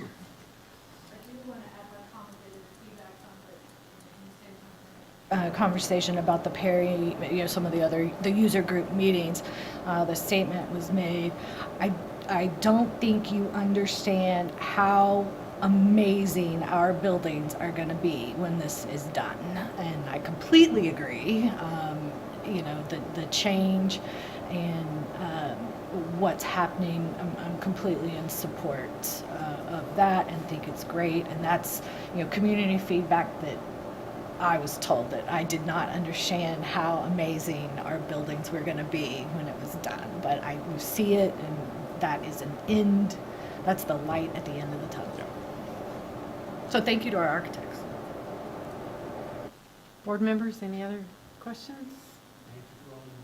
I was just going to say thank you for your time and for the BAC.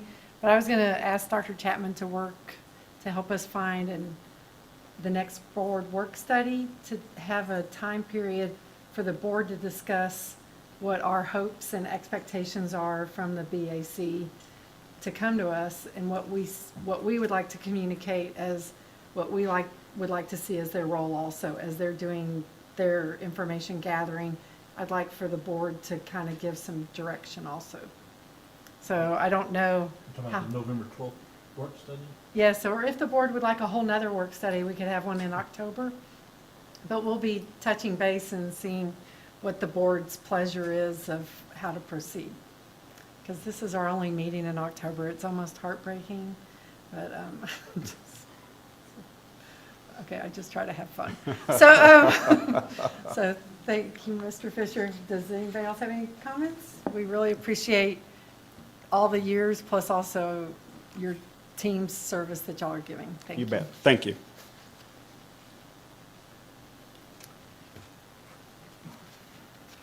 Our next item is item number 6, public hearing on the School First Financial Integrity Rating System of Texas report, allowing for public comment on the report. Dr. Chapman, I understand that you and Dr. Duplessis would like to begin with a short presentation. We hope shorter than Mr. Mulroney's, before we open the floor to comments from our audience. I do have a couple comments to make before Dr. Duplessis makes it over there to the presentation. So one of the things that she has a few slides. This is part of our mandated requirements to give you an update on our accountability for finance.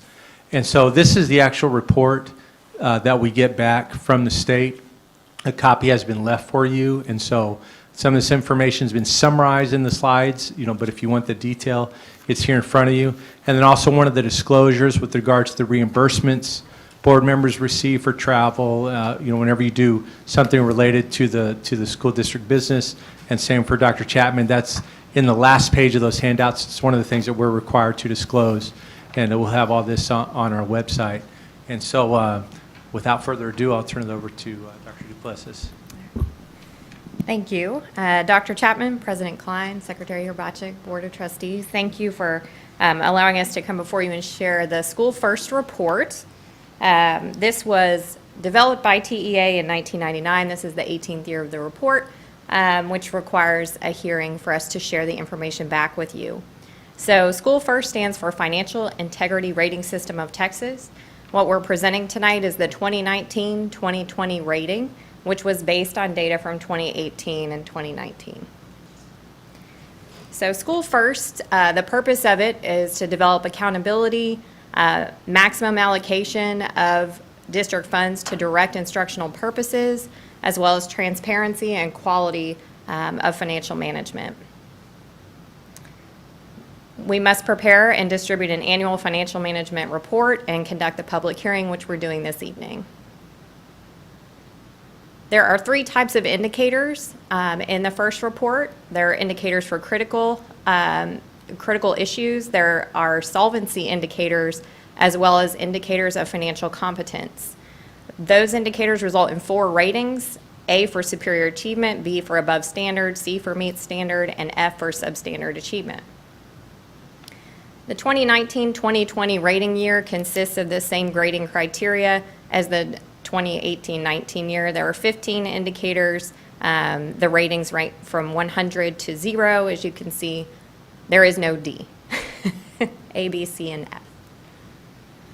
So the critical indicators, in summary, there are 5 of them. One is that the AFR, or the annual financial report, and the data submitted to TEA was completed in time. That there was an unmodified opinion in the annual financial report, that we have compliance with the payment terms of all of our debt, that we're making timely payments to all of the organizations that we need to, TRS, Texas Workforce Commission, and so forth, and our net asset balance is greater than 0. So last year, or the previous year with the 17-18 data, all of those indicators were yes. In 18 and 19, all of those indicators were yes, with the exception of number 5, which was not scored this year as a result of some changes in GASB accounting that would have kind of caused some anomalies in that indicator for some districts, so it just simply wasn't scored this year.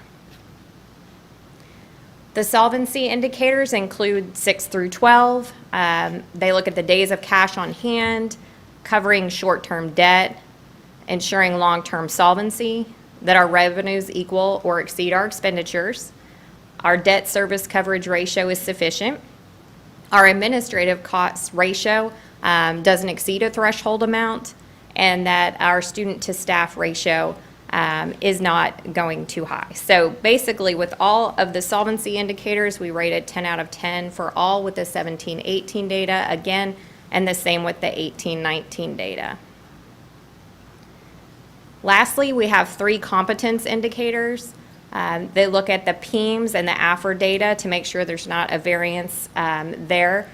And they look at compliance with grant contracts and laws related to local, state, and federal funds, as well as ensuring there was not an adjusted repayment schedule for anything back to the state.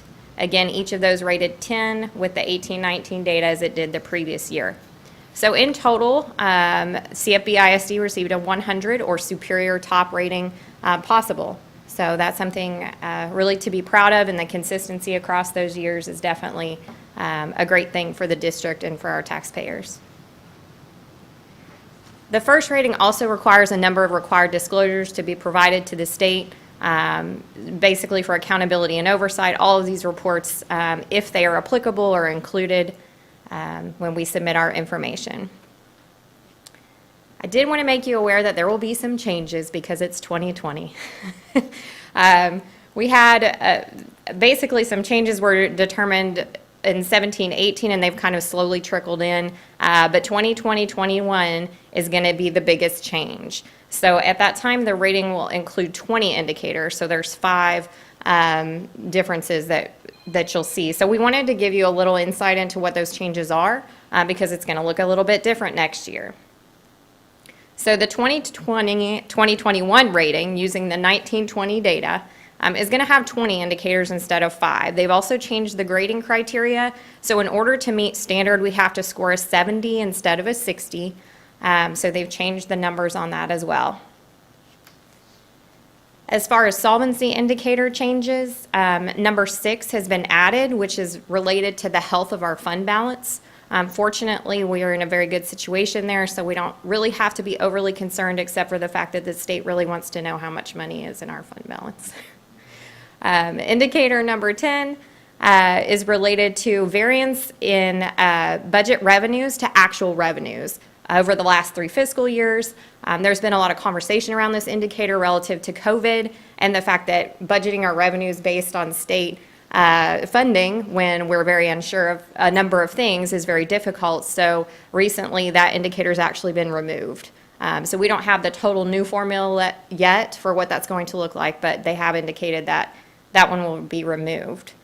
Number 12 is looking at support of future debt payments. The financial competency indicators that will change. Number 15 is looking at pupil projections, which is very different now. So that has also been removed as a result of COVID. So we're not sure what that's going to look like in future.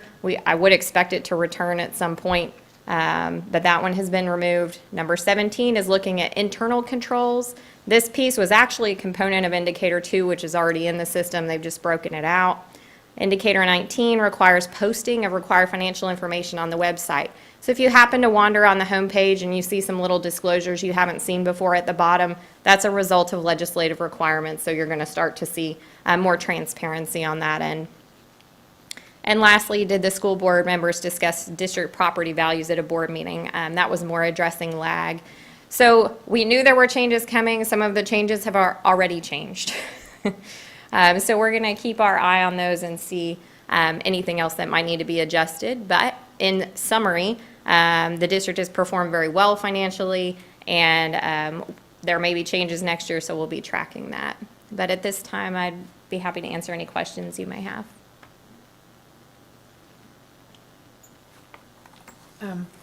Should we go into the public hearing part, or should we go ahead and do that and then take questions? Okay, so ladies and gentlemen, I call this public hearing about the 2019-2020 school first rating to order at 8:44 p.m. The board will now hear comments or entertain questions from the audience. Please indicate your intent to speak by raising your hand. And board members, if you have any questions, it would be appropriate to ask them now, if you have any. Ms. Hrabacek? The paperwork that were provided, the last page on the colorful disclosure chart, is that part of this rating or public? It's part of the required disclosure to be able to show the reimbursements. Okay, so I got to ask some questions on this because this says reimbursement. I mean, does that mean there's been just allocations of items for like meals, like when the district has provided meals? No, that's for like if you went to a conference or if there's travel related or things like that, not like meals like for tonight or things along those lines. Okay, then They're not reimbursements because I have not been reimbursed from this district. So this is expenses that we went on a trip and we paid for it. If so, this is totally inaccurate because I haven't been reimbursed myself. So. Yeah, I would like to see the change of that title. Okay. I have had 0 Agreed. reimbursed. Okay, well we'll look at that. This is our first time Okay. looking at that, so we'll get back to you on how those numbers were put together. If it's an allocation, do you know what I'm It has saying? been Like if it it's has a been in meal? years past. It was an allocation. So if we go to Tasman, the district, I pay the card Yeah. to do that's normally where those are added up. But Okay, so we could change Okay. the title Yeah, to say agreed. something. okay, you get what And I I'm. think Yeah, some of okay. my numbers are from my leadership TASB participation. Okay, But they weren't reimbursements, they were just payments Exactly. to the program. okay, yeah, please, let's just check on that. We'll definitely do that. The one thing I did want to mention is that, you know, now those two indicators that will not be in the 2021 because of, you know, COVID-related things, I do anticipate those being in future reports. And I will tell you, while I feel really good about all of those other indicators that are being added, I think our chances of having 100% next year are really solid, given that those two indicators won't be there anymore. But when they get back in, it'll be very difficult for any school district to get 100% anymore, especially because of the budget to actual. Now that we're on the current year values, not having that state value in hand going into that year because of the House Bill 3 changes, that's a game changer when it comes to, you know, putting together estimates for state revenue, and which is something she mentioned. And so, you know, just be looking for that in the future. But I still think we'll look very good compared to all of our peer districts. Mr. Shackman? Dr. Duplessis, you mentioned within the requirement within the last 120 days has the board reviewed district property values. That would be new to us, I think, in terms of what, any suggestions as to what that specifically will entail? Let me take a stab at that. Okay. So that was one of the things that was new. Right. And I don't know how applicable it is really anymore because it was added before House Bill 3 came about. The purpose of that indicator was to make sure that finance teams laid out to the board the lag between state values and the current property values, and sometimes how that could impact the local collections and what we were getting from the state on the positive side, but also on the downside, just depending on how different they were growing. And so the purpose was to make sure that the boards were aware of those things. But now that the value, now that that lag is gone, I'm not sure if they're gonna if they're gonna make sure you have that discussion. I mean, we're gonna show you the property value. So I just don't see the validity of that indicator anymore. But we're certainly talking to you, within the 120 days about the property values as part of our budget process. So it's a little, the intent, I think, I understand the original intent, but it's not really applicable anymore. But even if it were, it's the same charts that you see. You know, when last year we were at 9.68 and then we dropped down to 4 point whatever. It's that same exact chart talking through those. But he's right. I think that's going to change due to House Bill 3. If there are no other speakers or questions, making sure. This public hearing about School First is closed at 8:49 p.m. Item number 7 is items for discussion and/or action. There were no items removed from consent, so we'll move on to 7B. Item 7B is consider or approve revisions to Board Policy DBB Local regarding the requirement of negative TB test results for employment. Mr. Mersch. The recommendation superintendent of the board accept. Microphone.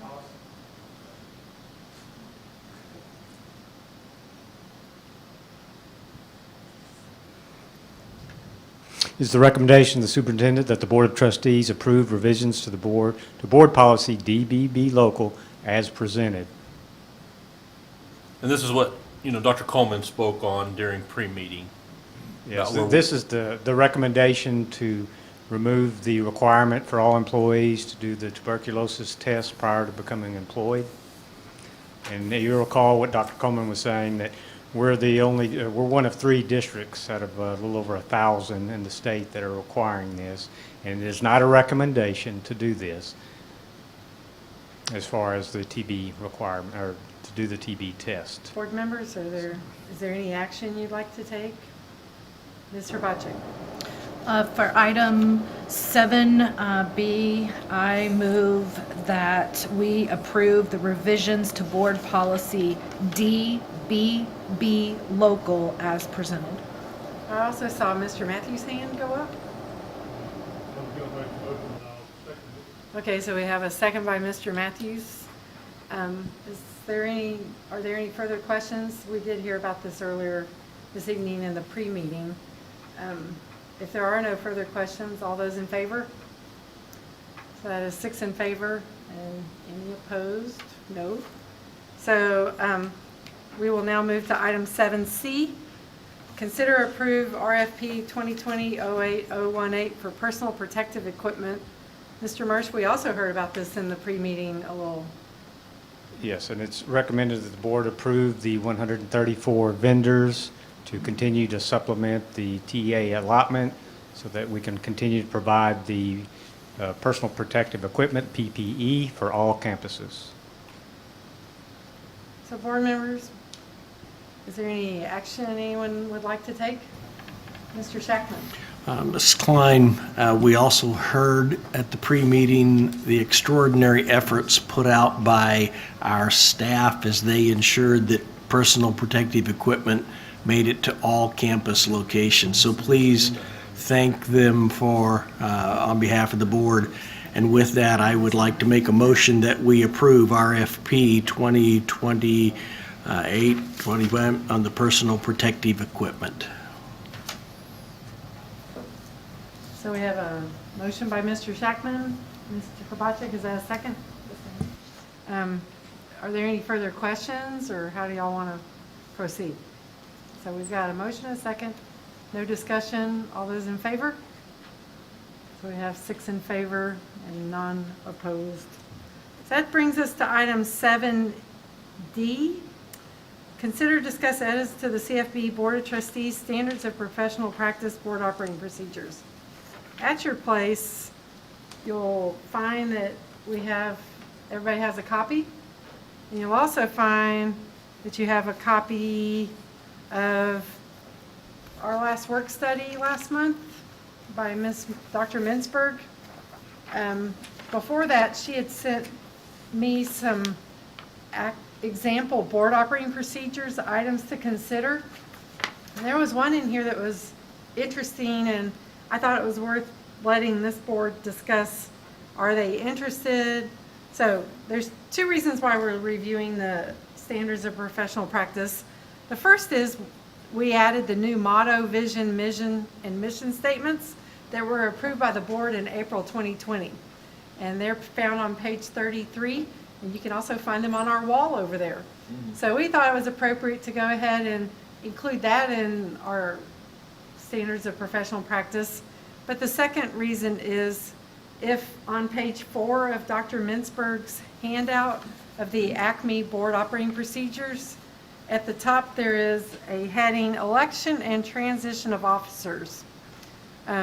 It's got 6 bullets, and I'll sit here for a minute and be quiet and let y'all read it, and then I'll see if anybody thinks this is something to, like, for example, the second bullet says there are no term limits. This board previously had felt like a 3-year term limit was ideal for board president and adopted that.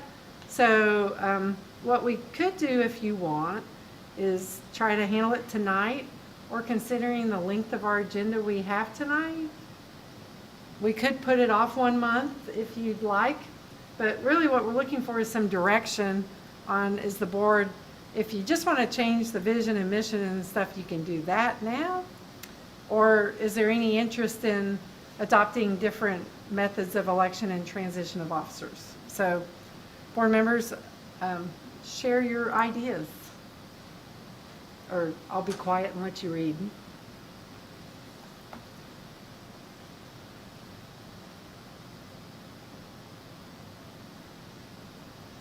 And we actually have an assistant secretary on our board.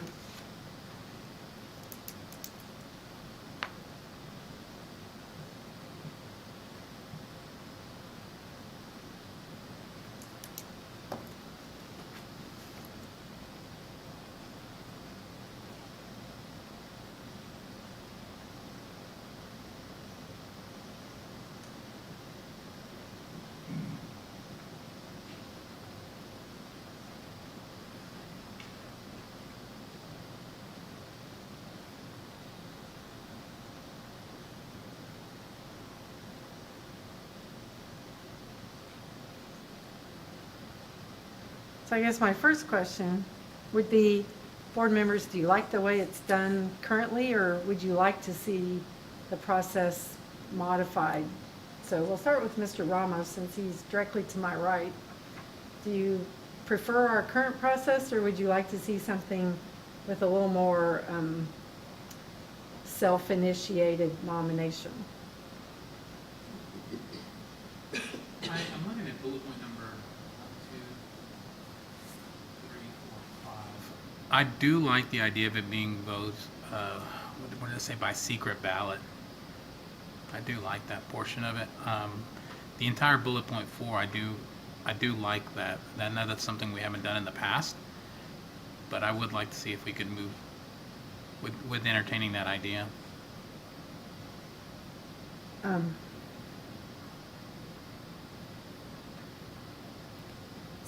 And for the audience, I'd like to, I guess, read that out. It does, what it says is, what I'd start with is the first bullet we don't need, because we already have that in our procedures, and we include an assistant secretary. The second bullet we probably don't need, because we already addressed that in our procedures, unless you want to change that. The third bullet, it already takes place in open session. I can't imagine that it would warrant a closed session, so we don't need the third bullet. The fourth bullet, it might go with your fifth bullet. I don't know, Mr. Ramos, do you think the fourth one goes with the fifth one? they do go hand in hand, it seems like. And then the sixth one is just, I think, common sense and doesn't necessarily, require that. So really what you're looking at is the fourth and fifth bullets. So,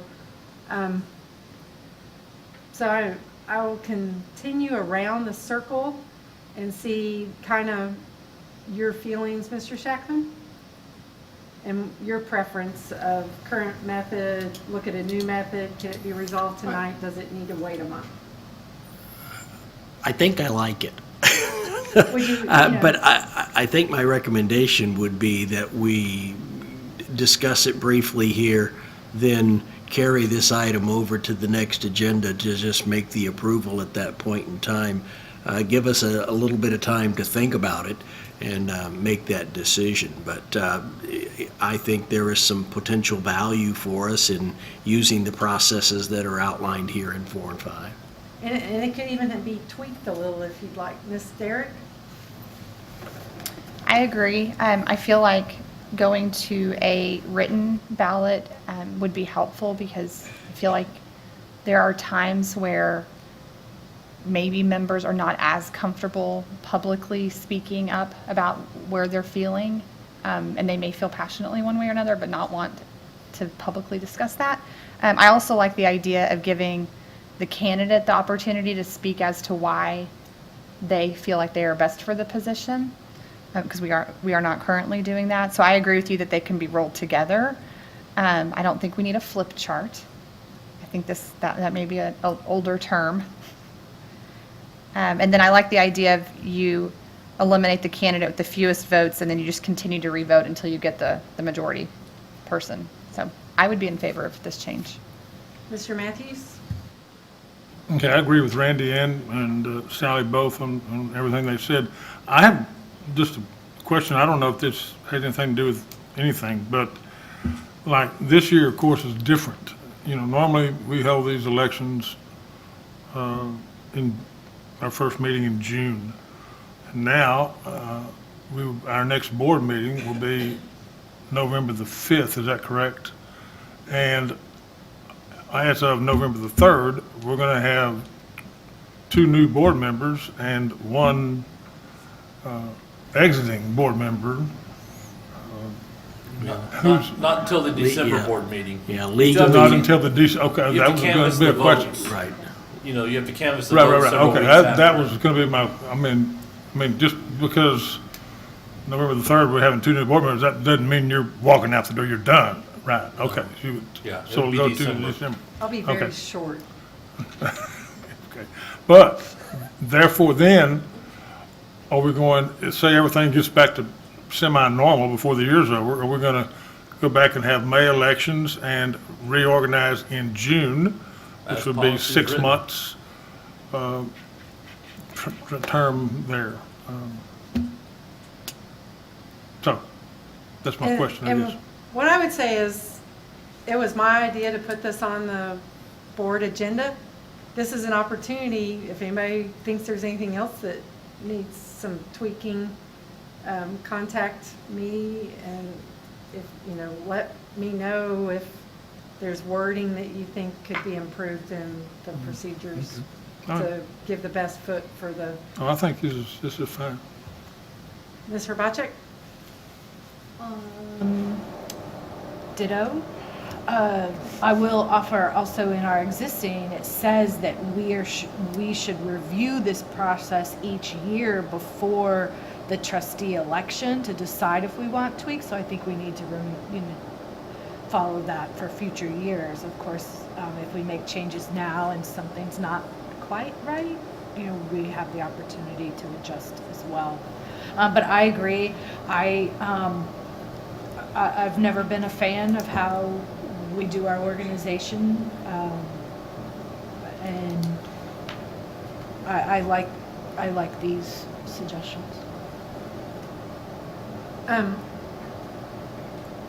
So what's interesting is that currently the board secretary is Ms. Hrbacek, and in the old system, kind of the superintendent kind of ran the first part of the election in the olden days.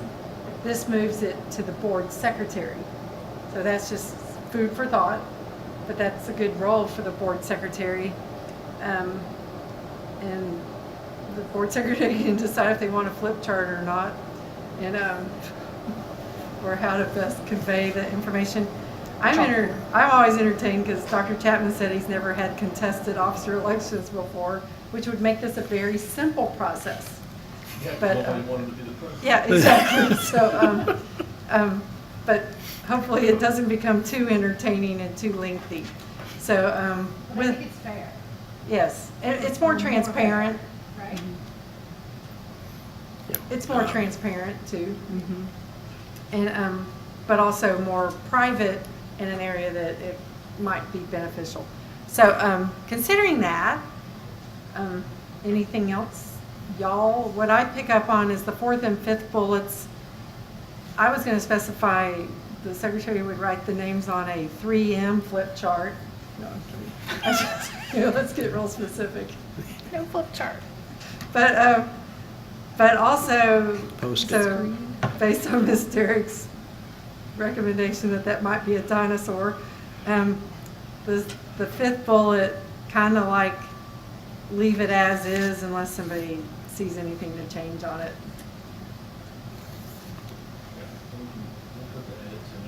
Okay, so this will be on the next agenda, and it'll include updating our motto, vision, and mission. So we really appreciate Dr. Chapman helping us remember Ms. what Klein, we should be. if we had a suggestion to add at some other point, for example, I think it would be useful for us, and there is no reference in here, I would like to see us recommend that new trustees attend CRSS and some things. We have some pieces in here, but we never mentioned them by name, and I think it would be a good addition. But what process do you want us to use to submit submissions Well, so they here's a can get out safe to everybody? process. You email me and you copy Dr. Chapman. He's a lot more alert sometimes than I am about what's going past, and he'll make sure I don't let anything slip off the plate. And then we You can might get that even out. copy Ms. Cassanon if you really want to get that extra level of netting. If we want to go to the real power of swing. So, yeah. So. Okay, and then that can be disseminated to the board, And- so we'd be ready to And move. word it Okay. however you think it would best read. And the other thing is, you're welcome to look at the ACME sample school board policies and see if you want to tweak anything else. I just thought it was interesting. Before we went to CRSS, we never had operating procedures, and we found that it really gave us more of a framework, because we didn't have limitations on president, and we had someone that was president for like 15 years. So we thought it was healthier to have some turnover, but not too much. So we wanted stability, but you're more compassionate as a board member if you know that the president needs a motion.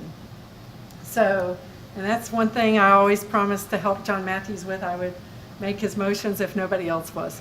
So with that, I'm kind of done with this item, and we're ready to move on to 7F. Oh, E, we'll not skip the superintendent formative evaluation. We'll go ahead and do that tonight. How's that? Okay. Too late. I've been sitting still too long. My watch tells me stand up. 7E, closed meeting is authorized under Texas Government Code, including but not limited to Section 551.071, consultation with attorney, 551.072, real property, 551.074, personnel matters, 551.076, security devices, 551.082, school children, district employees, disciplinary matter or complaint, 551.0821, personally identifiable student information, 551.084, investigation. We're going to go ahead and move into the, what do you call that room? Room 4, and we're going to let y'all hang out here or go home or whatever you want. And it is 9:07 p.m. and we'll be back as soon as we're done. And board members, if you'd like to take like a 1-minute break, you're welcome to.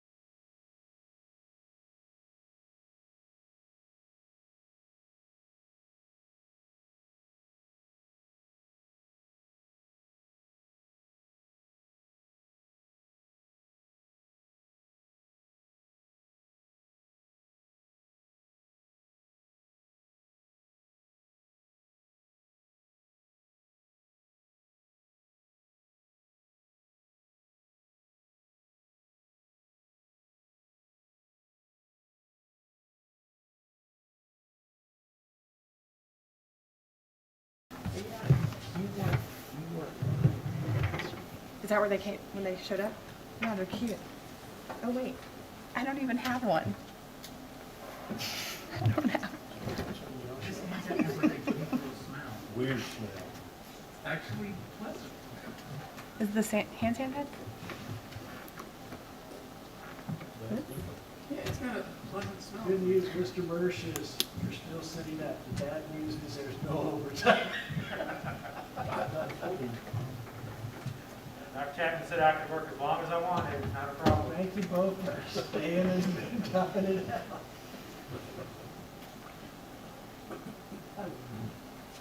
Oh, you're welcome.